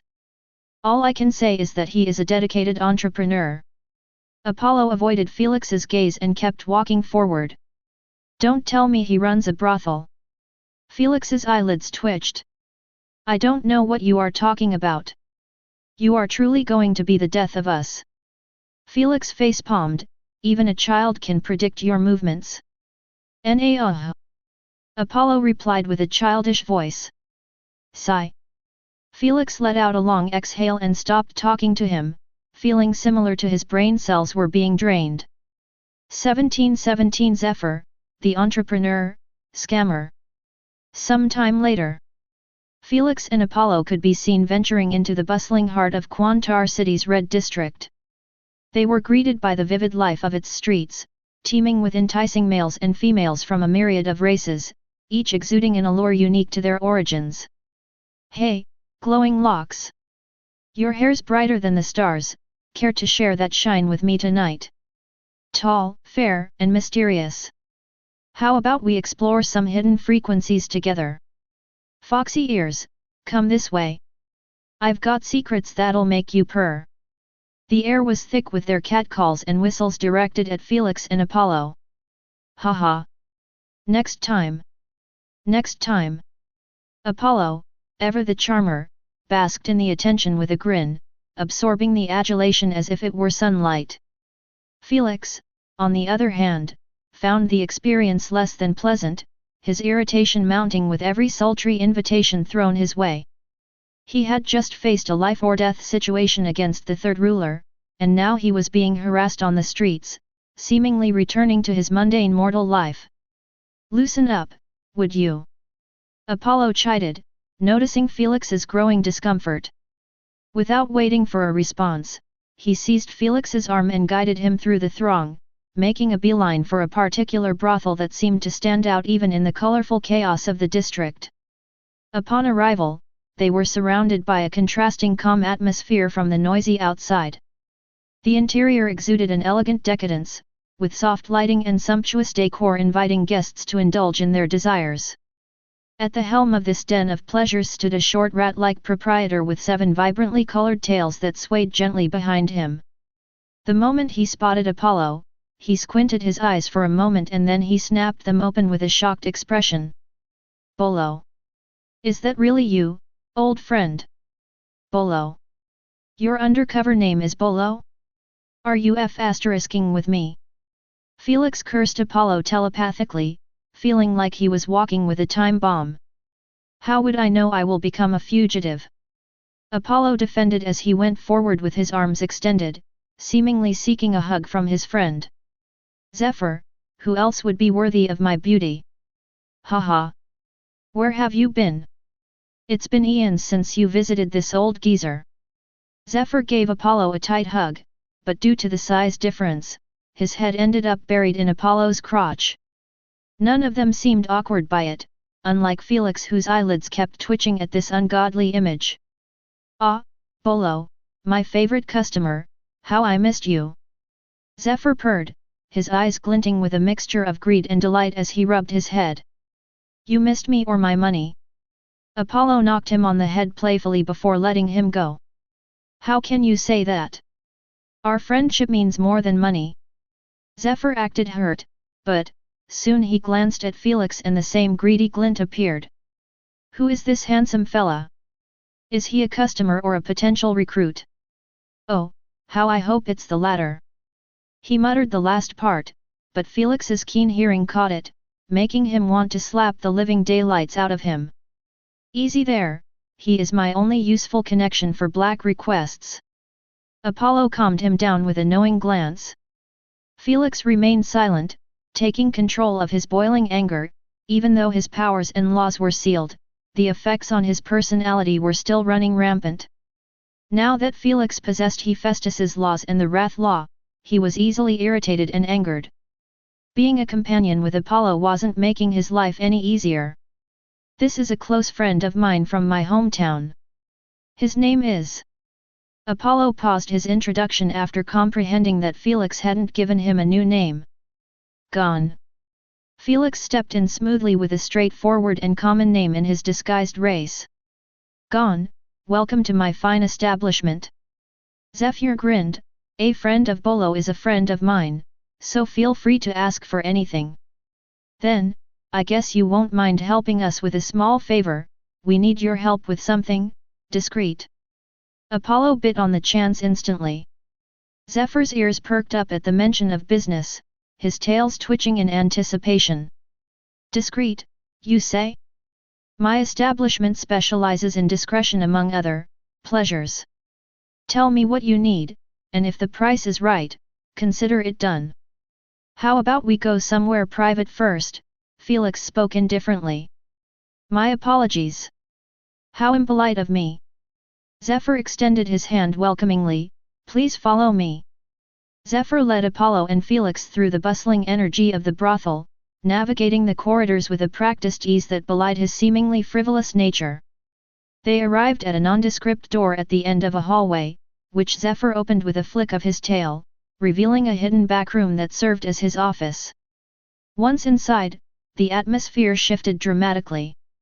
The playful ambience of the brothel gave way to a tense air of solemnity as Zephyr closed the door behind them. Taking his seat behind a desk cluttered with an array of strange artifacts and scrolls, Zephyr's demeanor transformed. The sly, businesslike facade faded, replaced by a sharp gaze that pierced through Felix. He scrutinized Felix intently, a discerning eye taking in every detail. After a moment of awkward silence, Zephyr leaned forward, his voice shedding its earlier flamboyance. "You're not one of us, are you?" He stated more than asked, his tone serious. "Your behavior, it's different. You're not a Lumonian, that much is clear. Came here looking for a new identity, did you? What the hell? How? Hey!" Felix and the tenants exchanged shocked glances, surprised by Zephyr's keen perception. Apollo, however, remained unfazed. He sent a telepathic message to Felix, cautioning him, "Don't underestimate Zephyr or anyone else in this city. Some of them have been around much longer than even the Unigens." It was expected as the time in the quantum realm was almost always faster than the matter universe. This implied that some beings here existed for an unimaginable number of years before the first birth of a Unigen. Since the quantum realm could exist as long as there was a single atom in the universe, it was nearly impossible for it to get erased and could exist even if the entire universe collapsed. "I can see that now." Felix nodded with a cautious expression. Zephyr's change in attitude served as a reminder that in the quantum realm, appearances were often deceptive, and secrets ran deeper than imagined. "As I said, he is from my hometown." Unfazed, Apollo requested, "He wants to experience the beauty of the Vibronix Empire without too much of a hassle. You know what I mean?" Of course, without a legitimate identity, he will be missing too much and I can't have that." Zephyr smiled, returning to his old persona. He didn't care about finding out more about Felix or his motives, which pleased Felix with his professionalism. "Name your price," Apollo said. "Ah, the times have changed after you left, my dear Bolo." Zephyr sighed, "It has become ridiculously more difficult to obtain an identity without going through the proper chan." Yet, just name your price." Apollo rolled his eyes, knowing that he was about to get highballed. "Cough, if he wants a standardized Luminian identity, it will cost you around 10,000 lira." Zephyr shared. "That's triple the last time I was here." Apollo's lips twitched. "What about an approved Vibronix identity?" "What's the difference?" Felix inquired. "Your nation's identity is standardized while obtaining the approved Vibronix identity means you have taken up permanent residency in the Empire as a foreigner. It's like immigration papers." "Yes, and it's the best one since it gives you better access to the frequencies hub plus other benefits. It's extremely difficult to earn it as one needs to have a high social status to apply for it." "I see. It must cost a lot they." Before Felix could finish his thought, Zephyr raw-dogged them without lube. "It costs 1 million lira, cough, with the family and friends discount." Felix and Apollo were left speechless. 1718 seeking ways to recover his strength. Even Felix and the tenants who had no idea how much 1 million lira was worth, knew that they were being robbed in broad daylight. "I think I am good with the standard identity," Felix remarked. He didn't even attempt to haggle the price down, he was too broke to even consider the option. But, Apollo thought otherwise. "Hold on now, let me check my bank account." Apollo signed up for the Frequencies Hub and went straight to the Quantar Bank Hub, connecting himself with one of the many customer service workers. He gave them the name, his bank details account, and the password. Only then was the clerk allowed to share information about his account details. "Sir Bolo, your current balance is, holy. Cough, my apologies, it's 200,300,000 lira." The clerk announced after a sharp gasp in shock. "Oh, not bad." Apollo showed a pleased smile before cutting off the connection. Just as Zephyr was about to negotiate the price down of the Vibronix identity, Apollo cut him off. "We will take the approved Vibronix identity." "Haha. Great decision, great decision." Zephyr was on cloud 9 in happiness as started the paperwork right away, fearing he would change his mind.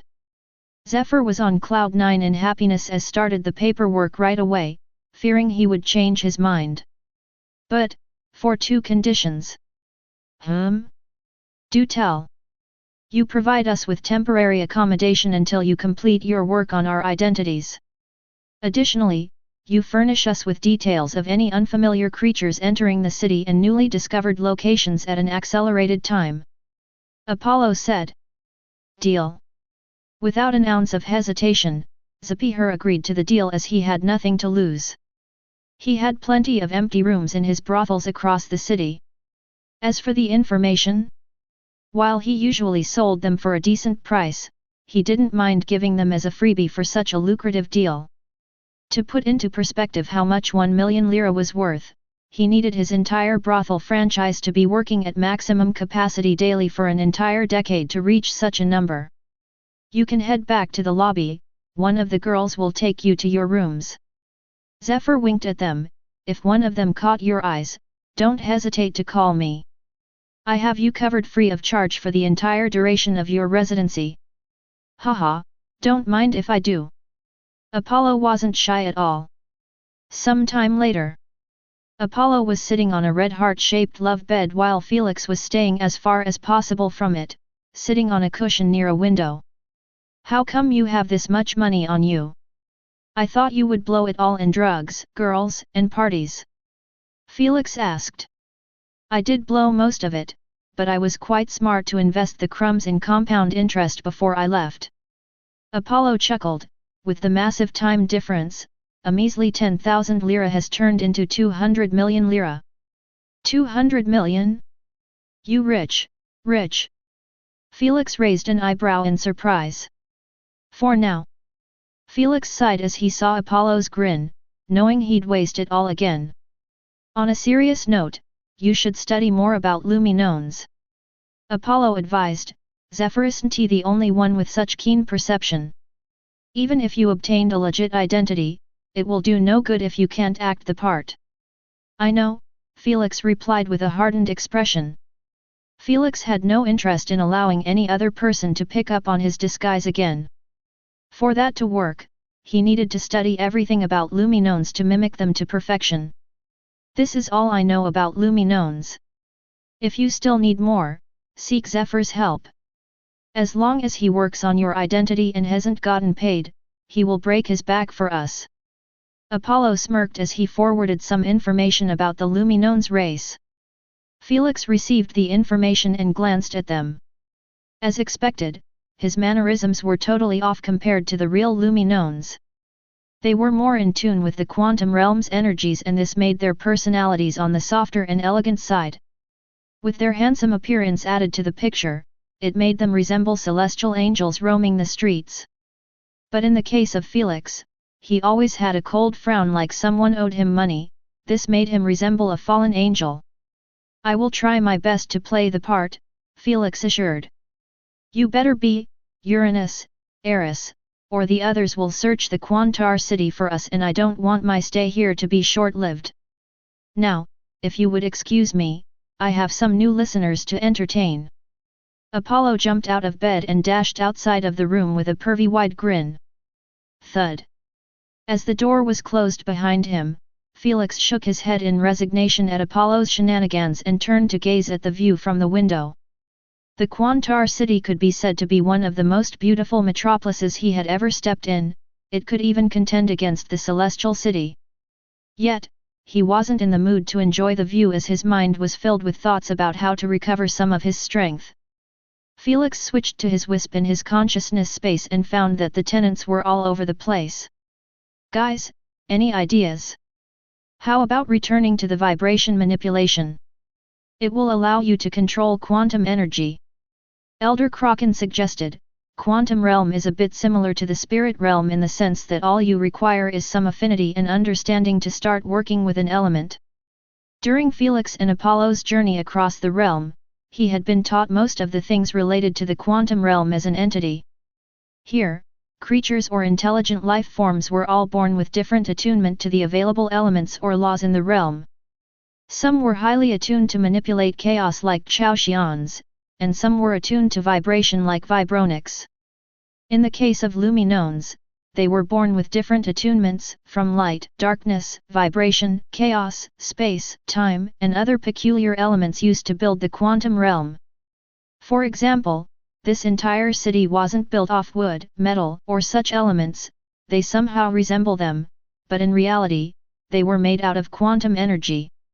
This energy was the building blocks used to construct the entire quantum realm structure.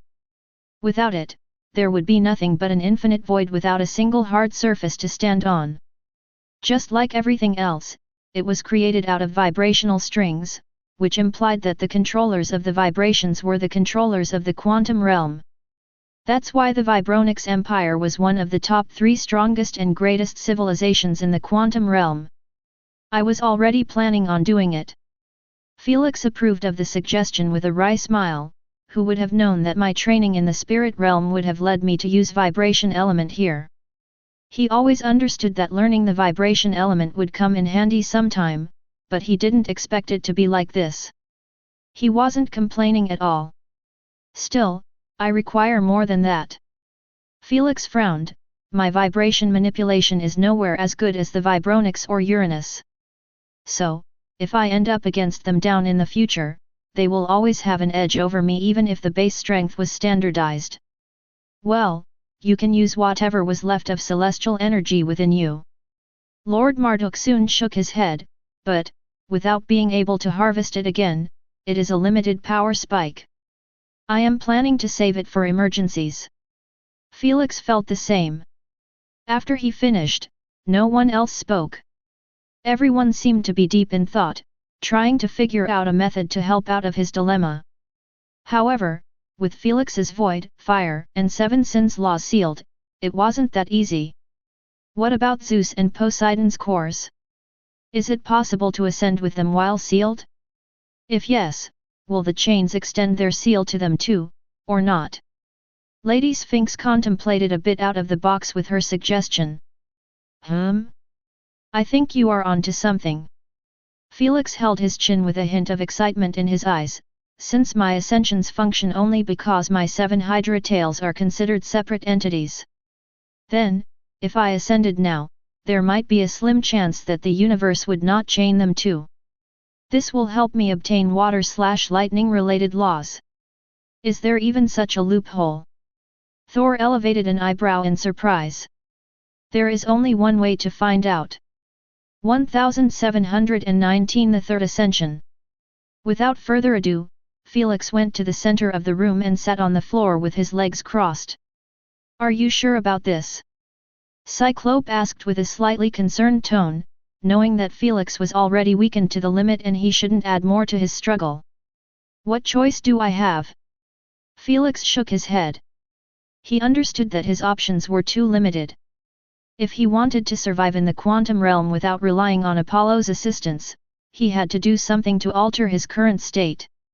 Fortunately, you possess 2 cores. Thor said, you can test with one and leave the other. Felix nodded in agreement as that was exactly what he planned to do. He chose to start with water and merge it with none other than the sin of envy. In his eyes, water was fluid and adaptable, capable of taking the shape of its container, much like envy could shape a person's desires and emotions based on what others possess or achieve. Just as water could erode even the hardest rock over time, envy could slowly corrode contentment and satisfaction, leading to destructive outcomes if not checked. But first, he needed to create a safe environment. Let's see if I still got it. Felix closed his eyes as he poked his finger at nothingness in front of him. However, a moment later, an invisible vibrational wave emerged and spread out across the entire room. It's really close to the spirit realm, Felix smiled in contentment. If this was his first time attempting to manipulate the vibration element, he would have spent weeks or even months to achieve the same result.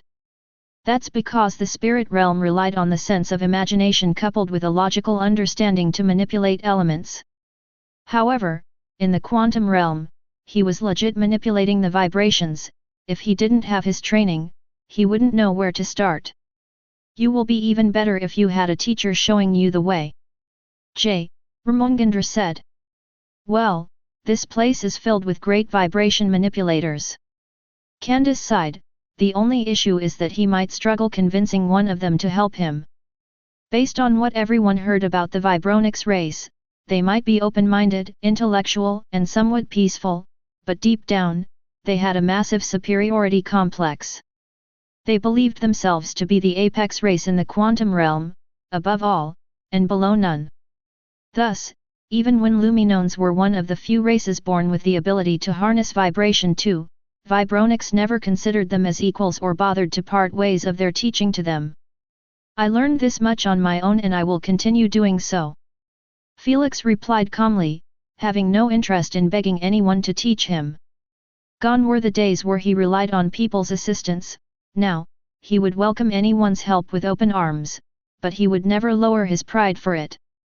He was the embodiment of pride, how could he beg anyone for anything?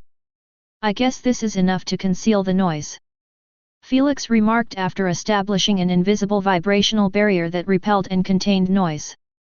Then, with a deep breath, Felix summoned the dragonic Hydra tail alone and made his intentions clear mentally to merge Poseidon's core with the Hydra tail. Poseidon's core emerged outside of Asna's core and went straight for the heart connected to the Hydra tail. It was none other than Kraken's main heart. When they combined, the ascension started under the universe's command. Roar! A bright blue light was released out of Felix's skin as the Hydra head started roaring while undergoing the ascension transformation. Its glowing scales turned a richer shade of blue while its eyes resembled the ocean's depth. As for its mouth, all of its teeth were gone and were replaced with two massive fangs resembling divine tridents. Yet, the most unique change was the emergence of a long watery red aura around its head. Red water? Is that blood? Candace tilted her head in confusion. It's an expected result. Lady Sphinx explained, in the quantum realm, there is no presence of water since it's smaller than its molecules. Thus, it must have extracted blood out of Felix, which was under the shrinking effect, as a replacement. Ah, it makes sense now. Candace raised an eyebrow in surprise. When everything seemed in its standardized size, she kept forgetting that they were smaller than atoms and particles, which meant, water laws were non-existent here. Meanwhile Felix experienced a strong shake from the change. It didn't hurt, but the massive amount of power going through him was too much, like trying to grab a storm. It seemed like the universe wasn't too pleased with that kind of flowing new strength as it started tightening its celestial chains around Felix, choking the living daylight out of him. F***me. With a tongue out and a face as blue as his Hydra's new scales, Felix could only curse in agony while trying his best to free the chains of his neck. Alas, it was a futile attempt. Did it fail? Lord Marduk asked with a deep frown. As one of the primogenitors with the most knowledge about the universe's loopholes, he truly considered that this experiment would work in Felix's favor.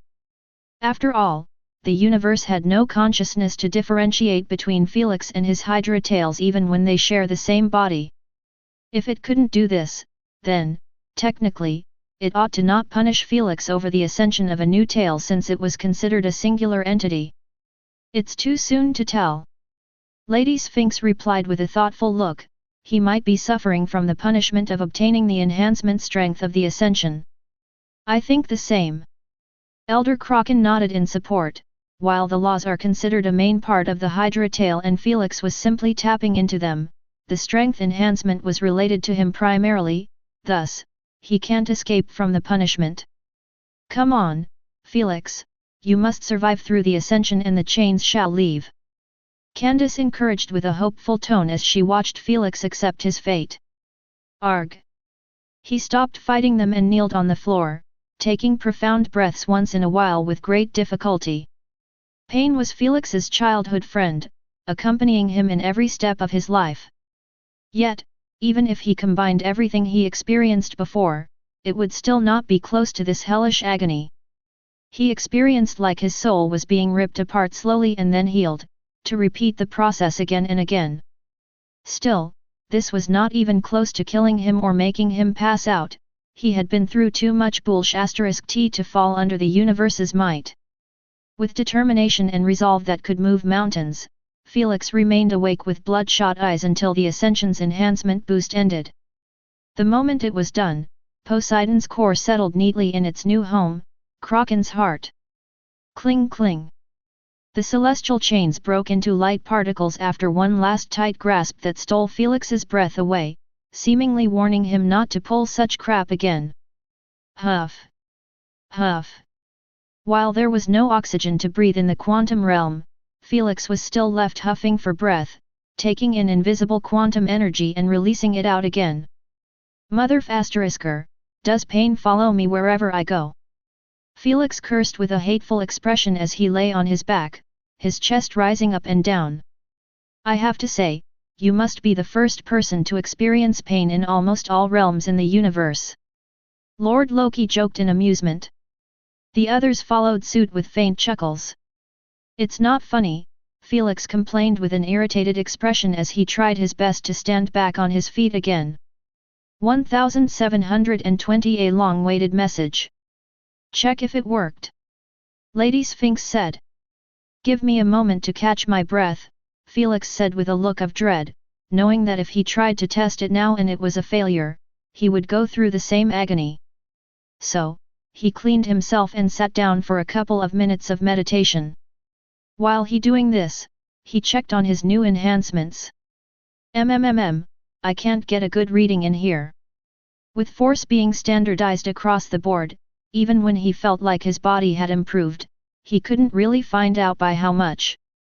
Knowing that he couldn't do much about it, Felix left it for later and moved on to the main event. With a deep nervous breath, Felix extended his palm forward and tried to conjure a concentrated blood hammer. Before anyone could react, Felix's palm started sweating blood drops from the pores and they gathered at one point until a minimized version of the divine hammer manifested. Silence prevailed for a second as Felix's eyes kept jumping from one corner to another, seemingly waiting for the chains to emerge and shackle his ass. But soon, a grin emerged on his lips after nothing disturbed the silence. He, it actually worked. Felix's grin got wider while manipulating the blood hammer to change shapes without any consequences. God bless the universe's retardedness. Thor laughed in delight. Does this mean you can use water/ice/fog/blood and any liquid-related law freely? Candace said with an astonished tone. In Matter Universe, absolutely, but here. Felix replied, before I learn how to manipulate the quantum realm, I can only utilize the liquid aspects of my body.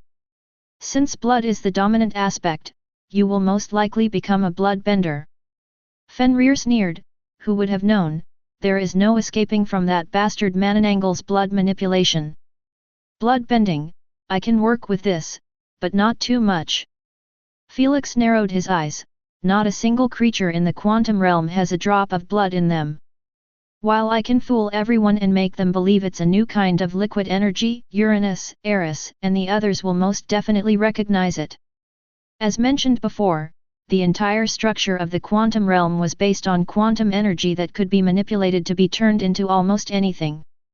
Thus, other creatures could possess some kind of blood liquid within them, but it wouldn't be considered as blood in the general sense.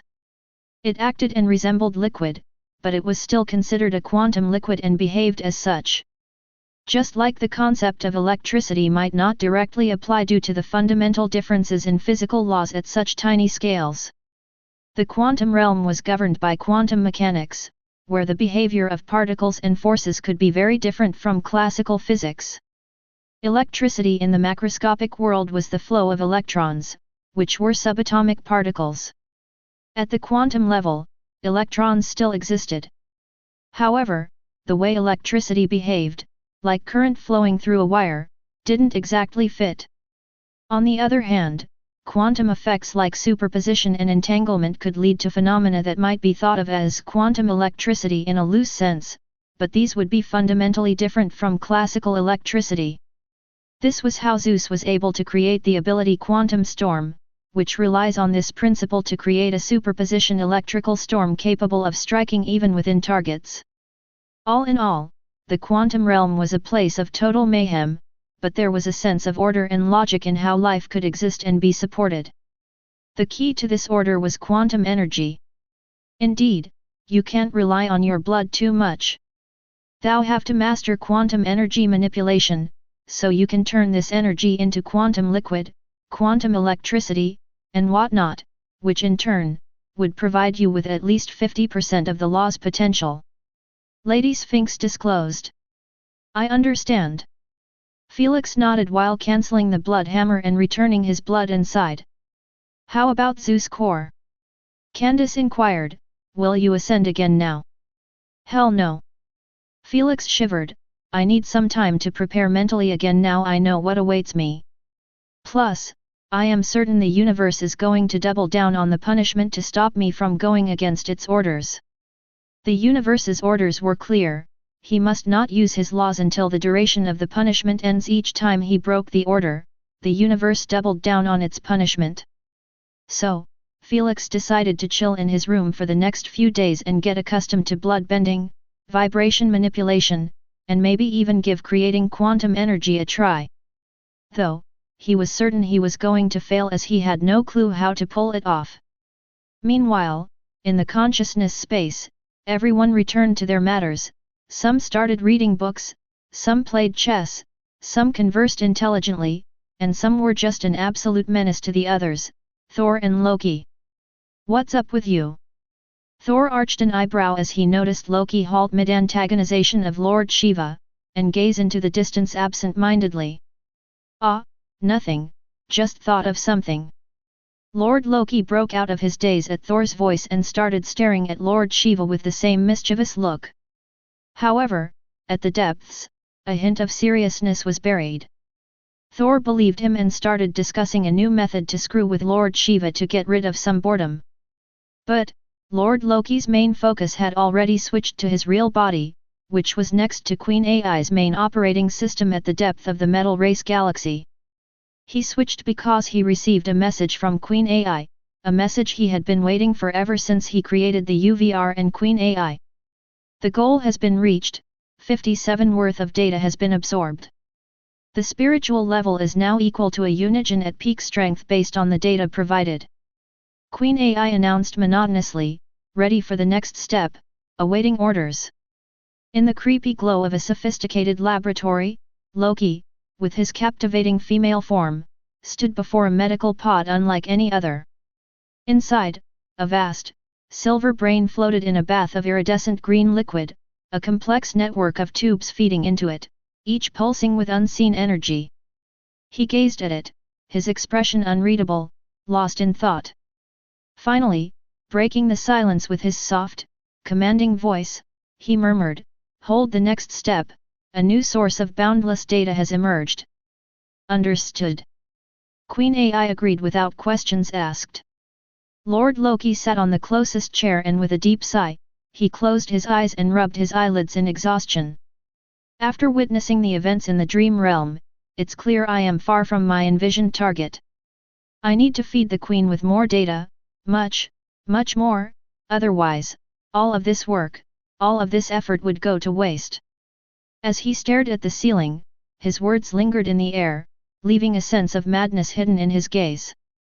For whom that gaze was directed, one could only connect the dots on his own. But one thing was for certain, there was much more behind Lord Loki's facade of playfulness and childishness. 1721 Revisiting an old power.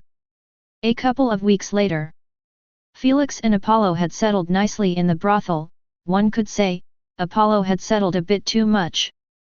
While Felix spent most of his time in his room training and learning, Apollo had gone through the entire brothel, leaving no creature untouched. He neither cared about gender, shape, type, race, intellect. His literal mentality was, if there is a hole, there is a way. The only things he didn't screw were the building itself, Zephyr, and Felix. Felix even started to feel that Apollo was the real embodiment of lust instead of him. Although his behavior disgusted Felix to no end, he left him to do his own thing as long as he didn't bring his sickening lust to his room. As for the identity paperwork, they were nearly completed. Zephyr had told them that they would take a couple more days. Right now, Felix was in his room at the brothel, trying something out. He made a dagger out of his blood and tried to add some spark to it using the electricity from his body. It buzzed a little, but that was it. It wasn't strong at all, and Felix was pretty bummed about it. He successfully ascended after merging the Hydra head of the Pride Sin with Zeus core a week ago. The process was as painful as he expected, but he gritted his teeth through it.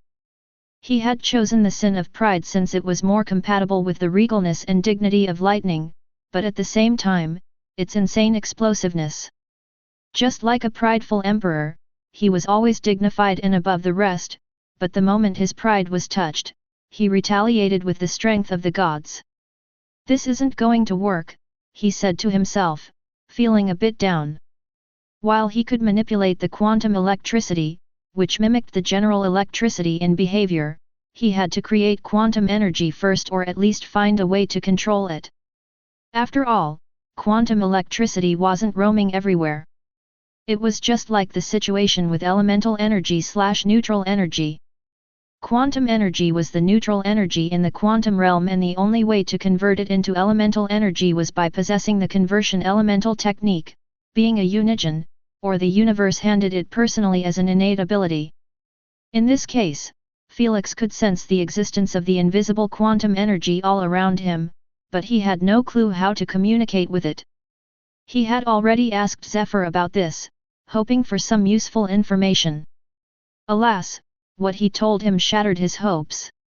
Vibronics is the first race to find out the exact frequency combination required to communicate with quantum energy and start controlling it. Thor recalled what Zephyr told them: it will be near impossible to land on the exact frequency randomly. You won't be getting it from them either, as it is one of their national secrets, Hormungandr added. I know. Felix sighed.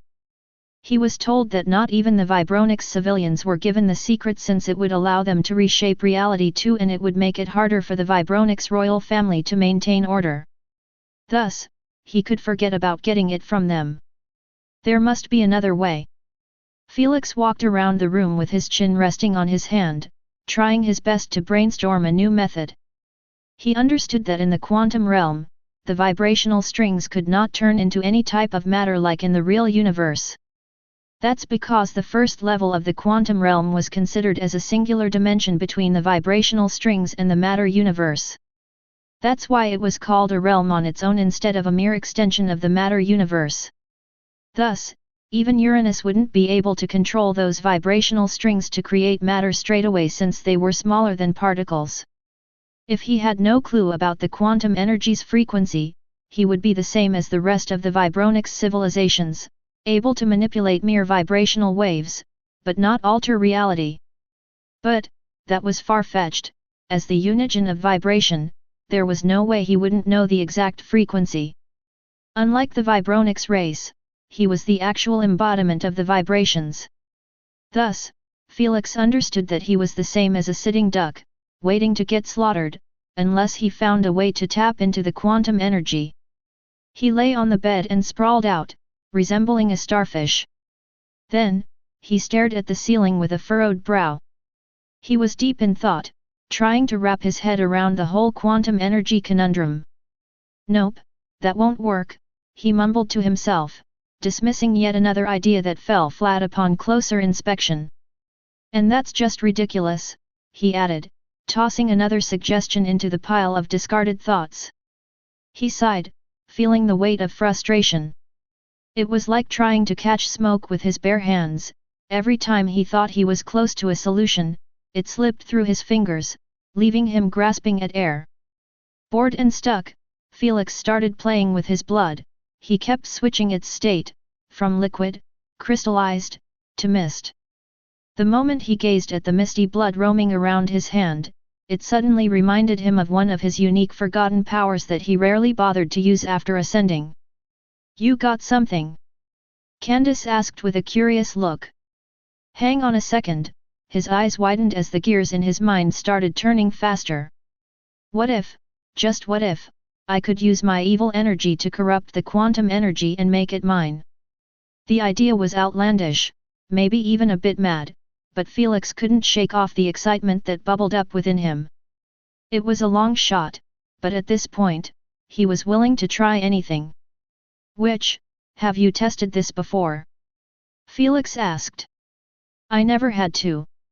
Lilith replied lazily near the pool, when I came here, I had my sin laws. True. Felix understood that controlling quantum energy would be the easiest thing ever if he had access to his sin laws. If it wasn't for the punishment, he wouldn't be struggling this much. With a newfound sense of purpose, Felix sat up, pushing the jumbled mess of blankets aside. Okay, malevolent energy, please don't let me down. He murmured with a hopeful tone as he extended his hands in front. Closing his eyes, Felix focused on the sinister, swirling mass of malevolent energy within him. Then, he let it out, causing crimson mist to escape from his pores and engulf the entire room. Then, he pictured it reaching out, tendrils of corruption probing the fabric of reality, seeking out the elusive quantum energy. Come on, he urged silently, feeling the strain of forcing two fundamentally different energies to interact.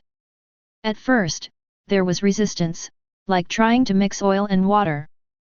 But slowly, ever so slowly, he felt a change. The quantum energy, usually so indifferent and untouchable, began to warp, to twist under the influence of his evil energy. Since everything in the quantum realm was made out of quantum energy, his room was corrupted too. Nothing escaped the corrupting nature of his malevolent energy from the furniture to the walls. It's working. Candace covered her mouth in awe. A small grin spread across Felix's face as he sensed the first signs of success. The quantum energy was yielding, becoming something new, something uniquely his. It was the breakthrough he needed, a game changer in his quest to master the quantum realm. Ha ha ha, this is it, this changes everything, Felix laughed in delight as he opened his eyes to the sight of the entire room being corrupted. Not bad, this is a start at least. Lady Sphinx smiled approvingly. Now, you just need to learn how to shape the quantum energy into your desired target. We got rid of the hardest part. With a crimson glint in his eyes, he snapped his finger, and the crimson energy returned to his body. Unfortunately, the damage was already done and the room was nearly inhabitable as everything was on the verge of collapsing. The corruption might give Felix control, but first, it turned everything back into its base form. If Felix hadn't abrogated it, the entire brothel might have fallen into a massive mist of tainted quantum energy, leaving Zephyr without a business. Is there a way to blame this on Apollo? Felix murmured as he glanced around the mess he made. 1722 The Echoing Tower. Alas, he realized that it would be too difficult since that bastard was all over the brothel, making his presence known everywhere he went. In the end, Felix decided to call Zephyr and tell him that an experiment of his had gone wrong and damaged the chamber. He knew that Zephyr wouldn't mind as long as the damages were paid for. A couple of days later, inside Zephyr's backroom. Here is your identity, you are now free to walk around the city with your head held high. Zephyr handed Felix a sleek card with his image, full name, ID number, home address, social status, and more details on it. The card seemed as legit as it could get. I've gone ahead and listed you as a mercenary. It's the ideal cover for someone like you. Felix picked up the card, examining the card that shimmered with his new, Luminoan-like appearance. A mercenary, hey? He muttered, raising an eyebrow. Zephyr nodded, leaning back in his chair. Yes, and for good reason. Mercenaries enjoy a certain anonymity here. Your true identification stays protected, and yet, you gain a high social standing due to the demand for your services. Felix flipped the card in his hand, pondering the implications. And nobody's going to question it. Not at all, Zephyr reassured, his tail swaying gently now. In fact, it's quite common for mercenaries to keep their origins and true identities a secret. It's all about the skills you bring to the table.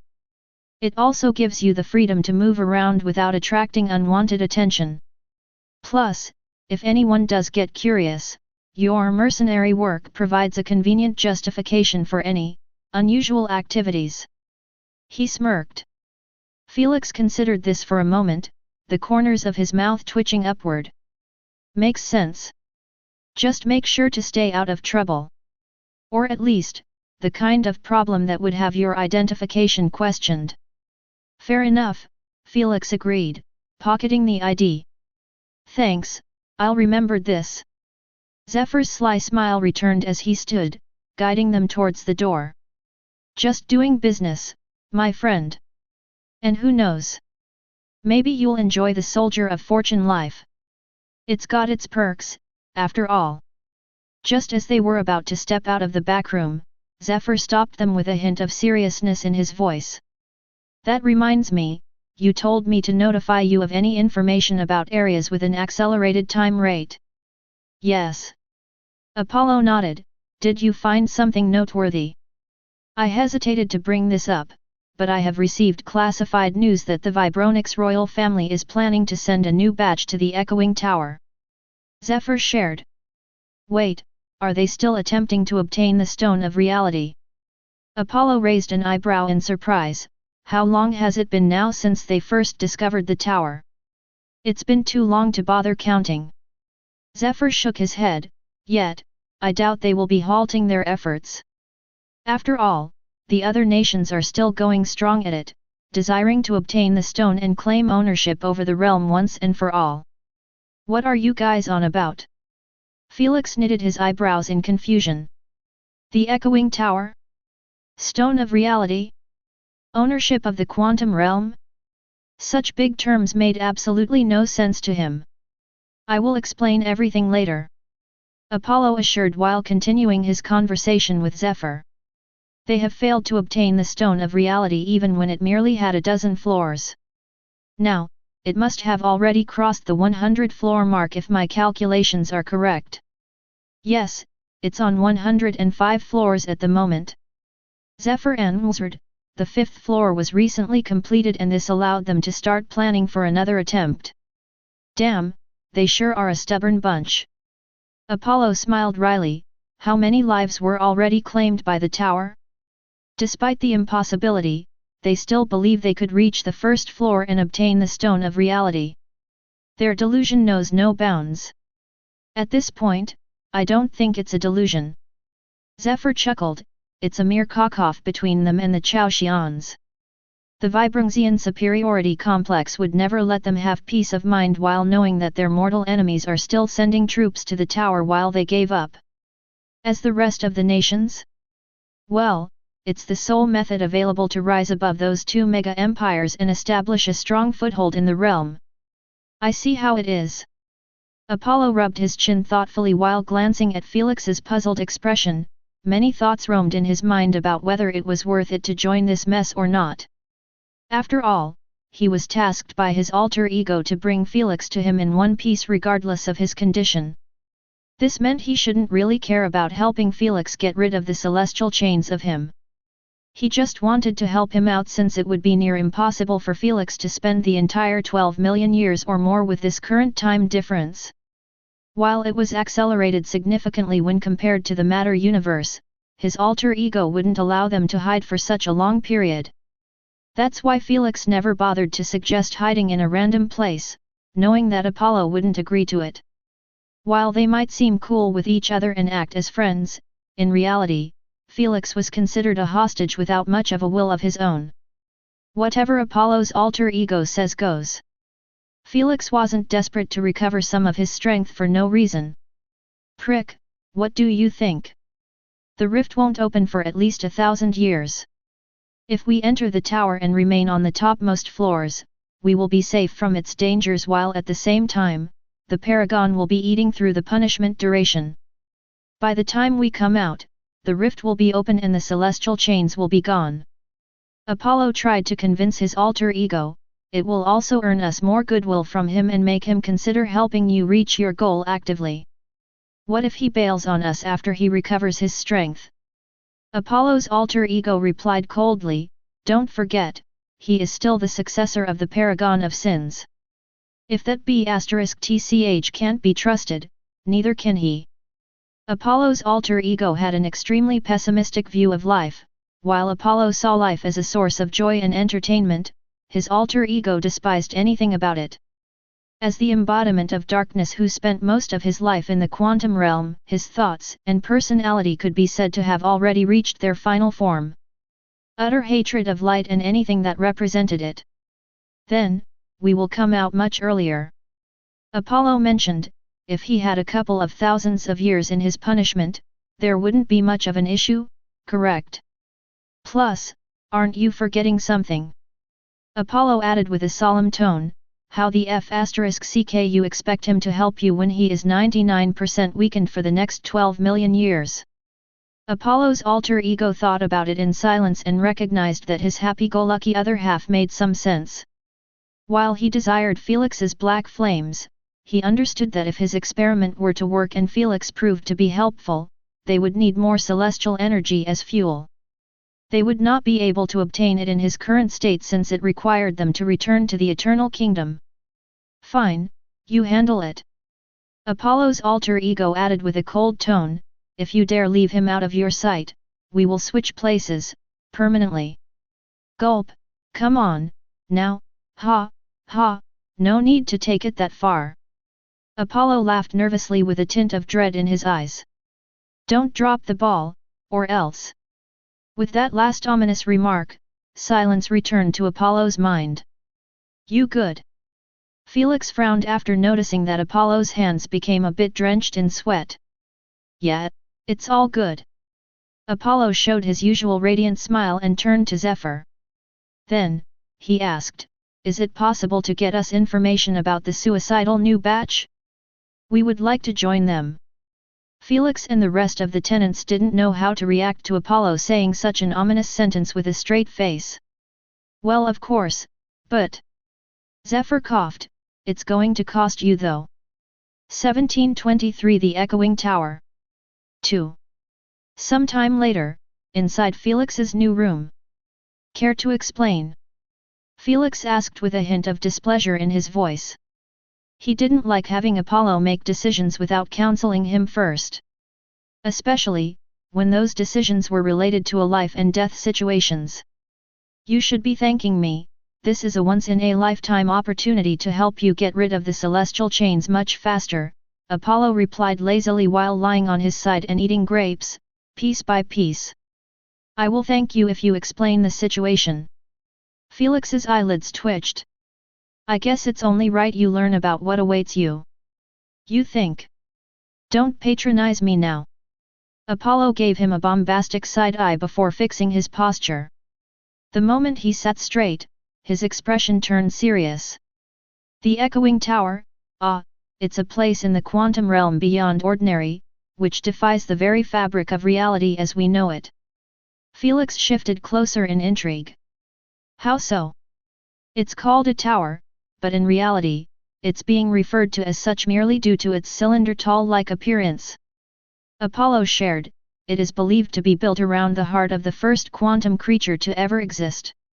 When it died, that extraordinary heart remained beating for eternity. What about the stone of reality? Is it the heart you mentioned? Why is there a tower around it? Felix raised an eyebrow, his confusion growing more. Yep, Apollo nodded. The heart has been called the stone of reality due to its powerful presence capable of altering the reality around it after each heartbeat. Laws, rules, and even the principles of the universe began to crumble in its vicinity, the quantum realm itself starts to morph, creating illogical changes and lawless alterations. My idiotic counterpart even believes that the universe's authority is subjected to alteration. Doesn't that mean if I managed to get close to this stone of reality, there is a possibility of getting rid of the celestial chains once and for all without serving the punishment period? That sounds too unrealistic to be true. Felix commented with a deep frown. If there was one thing Felix was certain about, it would be the universe's rules and laws being constant across its entire existence. Even in the quantum realm, where most of the universe's laws didn't exist, there was a sense of order and logical reasoning that maintained it. But, to have an object capable of breaking the universe's rules to this degree? It was hard to believe as not even the three rulers could pull it off. Of course, this is all a mere theory and nothing has been tested. Apollo shrugged, After all, no one had yet to get even past the 10th floor, don't even mention reaching the ground floor. I see. Felix nodded and fired a bunch of questions. What about the tower, floors, and such? How can there be 100 floors? What's making the tower too dangerous to explore?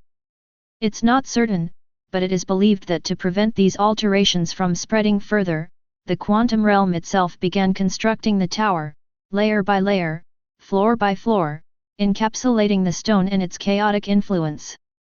What started as a single floor has now grown to over 100 over the past eons. Apollo continued with a solemn tone after taking a breath. As for the dangers, each floor has become a separate dimension with its reality, rules, and laws. Some were peaceful and some would make even Unigens fear for their lives since they might land in a dimension with their entire law erased. As the embodiment of said law, their existence would be deleted to the instant they step foot inside the dimension. The F***CK? Is he being for real? Thor exclaimed in shock and dread. He doesn't seem to be joking.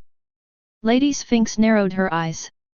The rest of the tenants all felt their hearts skip a beat in fear at the notion of being deleted at the first step. If even Unigens couldn't escape from said fate, how could anyone dare to mess with this tower? Of course, the Unigen cores would be reborn again in the eternal kingdom from the universal's heart, but still, for an object to have such an insane authority over the universe's laws was too hard to ignore. And you think I should enter this tower in my condition? Do I look like I am courting death?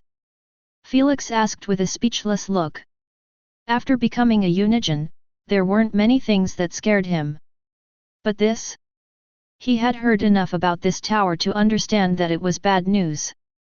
Anything that stripped Unigens of their authority must not be treated lightly, as it was the same as dealing with the universe itself. Don't worry, we won't leave the first upper floors. Apollo assured him, all we desire from the tower is the accelerated time difference, and we are bound to land on a floor with said quality in the upper floors due to its commonality. Felix pondered the idea, the weight of the decision evident in his gaze. I know my **TTY luck, nothing ever goes my way in such situations. Apollo grinned, the excitement undeniable in his expression. But think of the adventure, Felix. The echoing tower isn't just a place, it's a challenge, a puzzle to be unraveled. And who knows, we might just find something that could help you save us now. After all, the tower alters reality to illogical degrees, and it might give birth to something that shouldn't be possible to exist in our universe. As Felix absorbed Apollo's words, he couldn't deny the attraction of such an opportunity. While the echoing tower was filled with unknown dangers, it was also packed with unknown rewards, and if it wasn't for such, the quantum realm's nations would have long stopped sending their troops in it. The stone of reality was nothing but the final and ultimate treasure, but in reality, everyone knew it was nearly impossible to obtain it, and they were comfortable enough to get some other goodies if they got lucky. The heart of the first ancient quantum being, how true is this statement? How come its heart is capable of overruling the universe's ultimate authority? Does it belong to the first entity to be born in the universe? Is it the heart of the universe? But, it can't be, since the universe's heart already exists in the eternal kingdom. Felix was left deep in his thoughts. He understood that something wasn't adding up. Either the stone of reality wasn't the heart of a creature and it might be a mere anomaly in the fabric of the cosmos, or there was more to the grand picture than he had predicted. I wonder, how come the three rulers have never made a move to collect this stone? Felix inquired. Are you kidding me? They have left no stone unturned. Apollo shook his head. They sent a squad of Ares, Eris, Uranus, and even Lilith to collect it billions of years ago to no avail. This happened before Lilith got banished and while the tower measly had 10 floors. When they heard this, Felix and the tenants sucked a deep cold breath in shock. Such a stacked-up squad failed to collect it. Are you being for real? No one anticipated him, as the implication was simply too mind-blowing. Those four were the strongest Unigens to exist in the universe, without mentioning Lord Hades and Cronus. For them to return empty-handed changed their whole perspective on the tower's true danger. You know nothing, some of them hardly managed to leave out of there alive. Apollo raised an eyebrow. I am shocked Lilith hasn't told you about this, given that she was the closest one to touch the stone. When Felix and the rest heard this, they all turned to stare at Lilith, who was sunbathing lazily near the pool with an icy drink in her hand. The image of Lilith being a badass was really too difficult for them to imagine when she spent most of her time lazing around akin to a house cat. 1724 The Echoing Tower. 3. She lowered her sunglasses and gave them a side glance. What you looking at? Have you never seen before a sunbathing beauty? Everyone withheld their gazes without bothering to respond. She always withholds such key information, and even when she shares some, she does it for the sake of manipulation. Felix's eyelids twitched. So, even if she told me, there is no way I am trusting a single word coming from her lying mouth. Haha, I can see her bullshitting most of the story to screw with you. Apollo chuckled, knowing that Lilith was always an untrustful vixen. How crude, I have always been nothing but an honest and upright citizen, Lilith remarked with a displeased tone. The tenants rolled their eyes and continued ignoring her.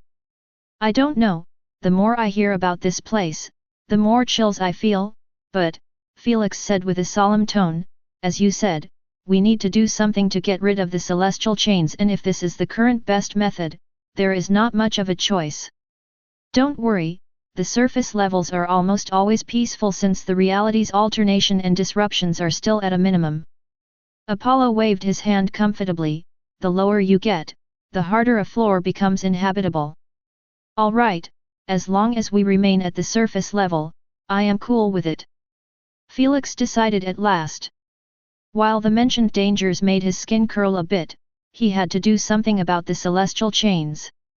In his eyes, there was no way Uranus, Eris, and the rest wouldn't be able to locate him after more than 12 million years unless he dug a hole deep within and slept in it. Apollo's alter ego would not allow him to do this, since it would give Felix the freedom to decide whether to help them or not. While Apollo believed in Felix's nature to return favors, his alter ego had no interest in putting his hopes in Felix's character, especially when he was the paragon of sins. Good call, we will be heading to the designated location for the mercenaries test next week. Apollo warned, make sure you are prepared. As Zephyr said, the competition to join the escort group is heated this time around after the mercenaries discovered that the Vibranoxian squads would not go deeper into the tower.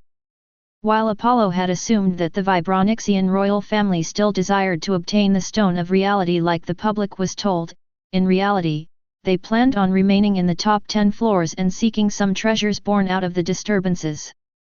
In this manner, the Vibranoxians would save their face water while earning some rewards at minimum risks. When this news reached the high-ranked mercenaries, they all wanted a piece of the pie. Don't worry, I might not be able to face Unigens, but I haven't fallen to the point I can't deal with some mercenaries, Felix remarked indifferently.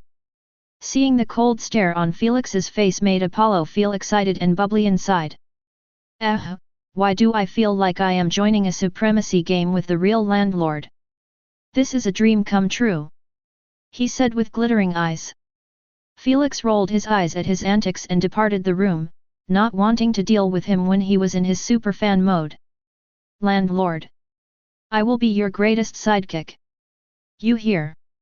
Before Apollo could finish his shouting, he received a sudden message from Zephyr that turned his expression cold all of a sudden.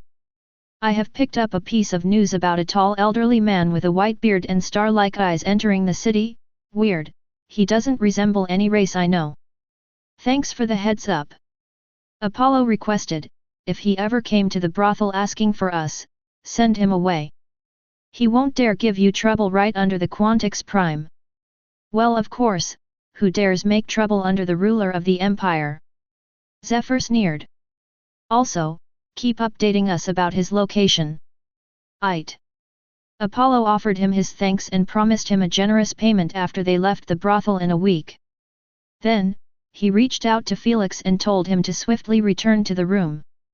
After Felix picked up on Apollo's solemn tone, he understood that something big must have happened. The moment he closed the door behind him, Apollo shared, Uranus is in the city. A voluntary chill coursed down Felix's spine before it was replaced with a boiling fire flowing through his veins. He was enraged after recalling the humiliating treatment he received under Uranus. Not even the third ruler treated him in that shameful manner. The fact that it could have gotten 100 times worse if he hadn't been saved by Apollo or his self-explosion failed made him angrier.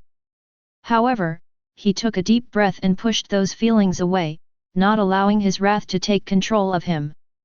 Then, he lifted his head and offered Apollo a knowing gaze. You know what to do. Likewise. Meanwhile, Uranus could be seen walking through Quantar City. His face was all sober, making people get out of his way the moment they saw him coming. He was like a storm cloud moving down the street, and everyone just knew to stay clear. He stretched out his senses, trying to catch any hint of them by feeling out their special frequencies. In this universe, every creature, object, or even celestial object has a unique frequency separating them from the rest. Uranus had already analyzed Felix's and Apollo's frequencies during his contact with them. This meant, there was no way they would be able to escape from his senses if they resided in the city. Alas, the results weren't as promising as he had anticipated. No matter how hard he focused, no one and nothing matched their frequencies. Are those rats hiding in here? Or my senses are being jammed up by the frequencies hub? He frowned in irritation. Even though he was the unigen of frequencies, it wasn't easy to separate two unique frequencies from a city that was entirely based around vibrations. It was like trying to look for a specific needle in a mountain of needles. It would take way too much time and concentration. So, he decided to get closer to the probable areas where those two might be hiding. Apollo might be shrewd and tries to use reverse psychology and hide in the most probable place, believing that we might ignore it. Thinking hard, Uranus figured if there was any place those two might show up, it'd be the Red District. As he entered the Red District, the vibe changed. The air was thicker, filled with laughter, music, and the buzz of 1,000 conversations. But Uranus didn't care for any of that. His only focus was finding those two, scanning faces, and tuning into the energy of the place, all while his presence made a silent statement that had everyone giving him space. Even the boldest escort didn't dare to whistle or catcall him. He proceeded from one spot to another, visiting a brothel after the other. Yet, with each passing moment and no sign of Felix or Apollo, his annoyance grew. This was turning into a needle in a haystack situation, and Uranus was not known for his patience. Was I correct? And those two bastards decided to hide away from the major empires? He uttered as he maintained turning his head around, feeling a bit lost. 1725 A close call. While Uranus believed that the frequencies hub was messing with his senses, in reality, Felix and Apollo had already devised a flawless method to remain hidden. At the moment, they were holed up in their brothel room while Felix had an intense look on his face. He concentrated on messing with their vibration, making their unique frequencies go all wonky and untraceable. With his current level of vibration understanding, this was nothing to him. Meanwhile, Apollo was using his darkness laws to put an invisibility veil on them that was powerful enough to avoid even the three rulers' detection skills in the matter universe. With those two abilities combined, Felix and Apollo could be said to have absolutely no presence in the quantum realm. Perfect invisibility. Zephyr, how is it going? Apollo inquired, not daring to release his senses to check on Uranus' location, knowing that it might expose them. He is checking a building by building. Zephyr replied, he will be arriving soon at my place. Just act normal then and treat him like a potential client. Apollo requested. Anything for my favorite customer. Zephyr assured with a cold smirk.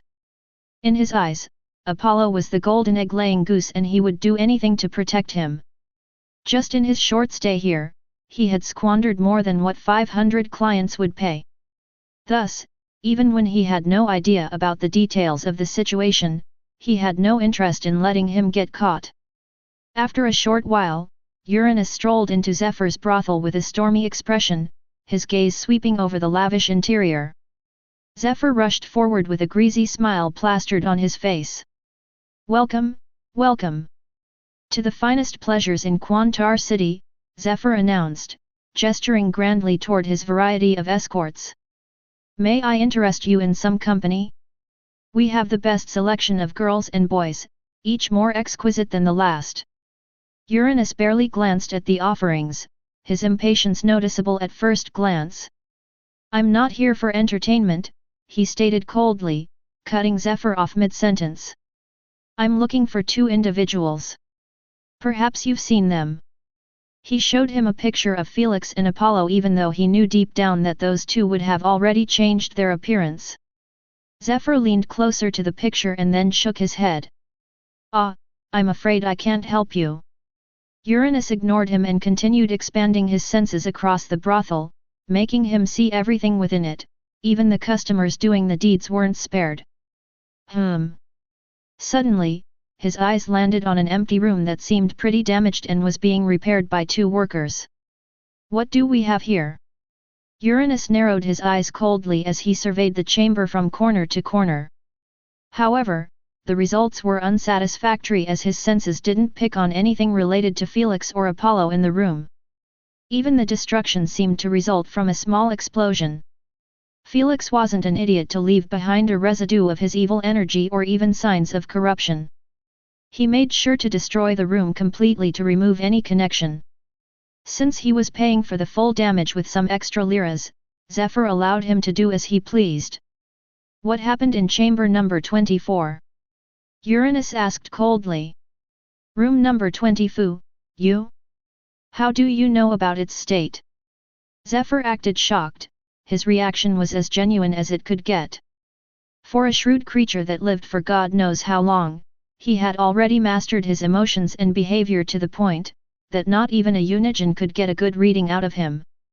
"Answer the question." Uranus released a bit of his vibrational aura, causing Zephyr to feel like he would get ripped apart at any given second. However, instead of being afraid, Zephyr's expression turned furious, and shouted out loud, "How dare a mere foreigner threaten me? I have already alerted the authorities, I challenge you to stay here." When the people outside heard Zephyr's bellow, everyone was left with surprised and curious expressions. Is there someone stupid enough to make trouble for Zephyr? Who is seeking death this early in the morning? Sweet, it's been a while since I have seen the enforcers in action. Upon listening to the noise outside of the gathered crowd, Uranus' irritation kept structure up. He lowered his head at the tiny Zephyr and didn't see an ounce of fear in his eyes. This made him understand that he wouldn't be getting his answer, so he smacked him to the side and walked deeper into the brothel on his own, heading towards the destroyed room. "Stay right there, you bastard!" Zephyr cursed angrily while massaging his reddened cheek. He should feel glad the tingling pain was the only sensation resulting from the slap. If it wasn't for the standardized force across the quantum realm, that slap would have leveled the entire city. "Boys, the bearded geezer is heading towards Gon's old room," he alerted. Apollo immediately queried Felix with a deep frown, "Did you leave anything behind that might give us away?" "No, we good," Felix assured.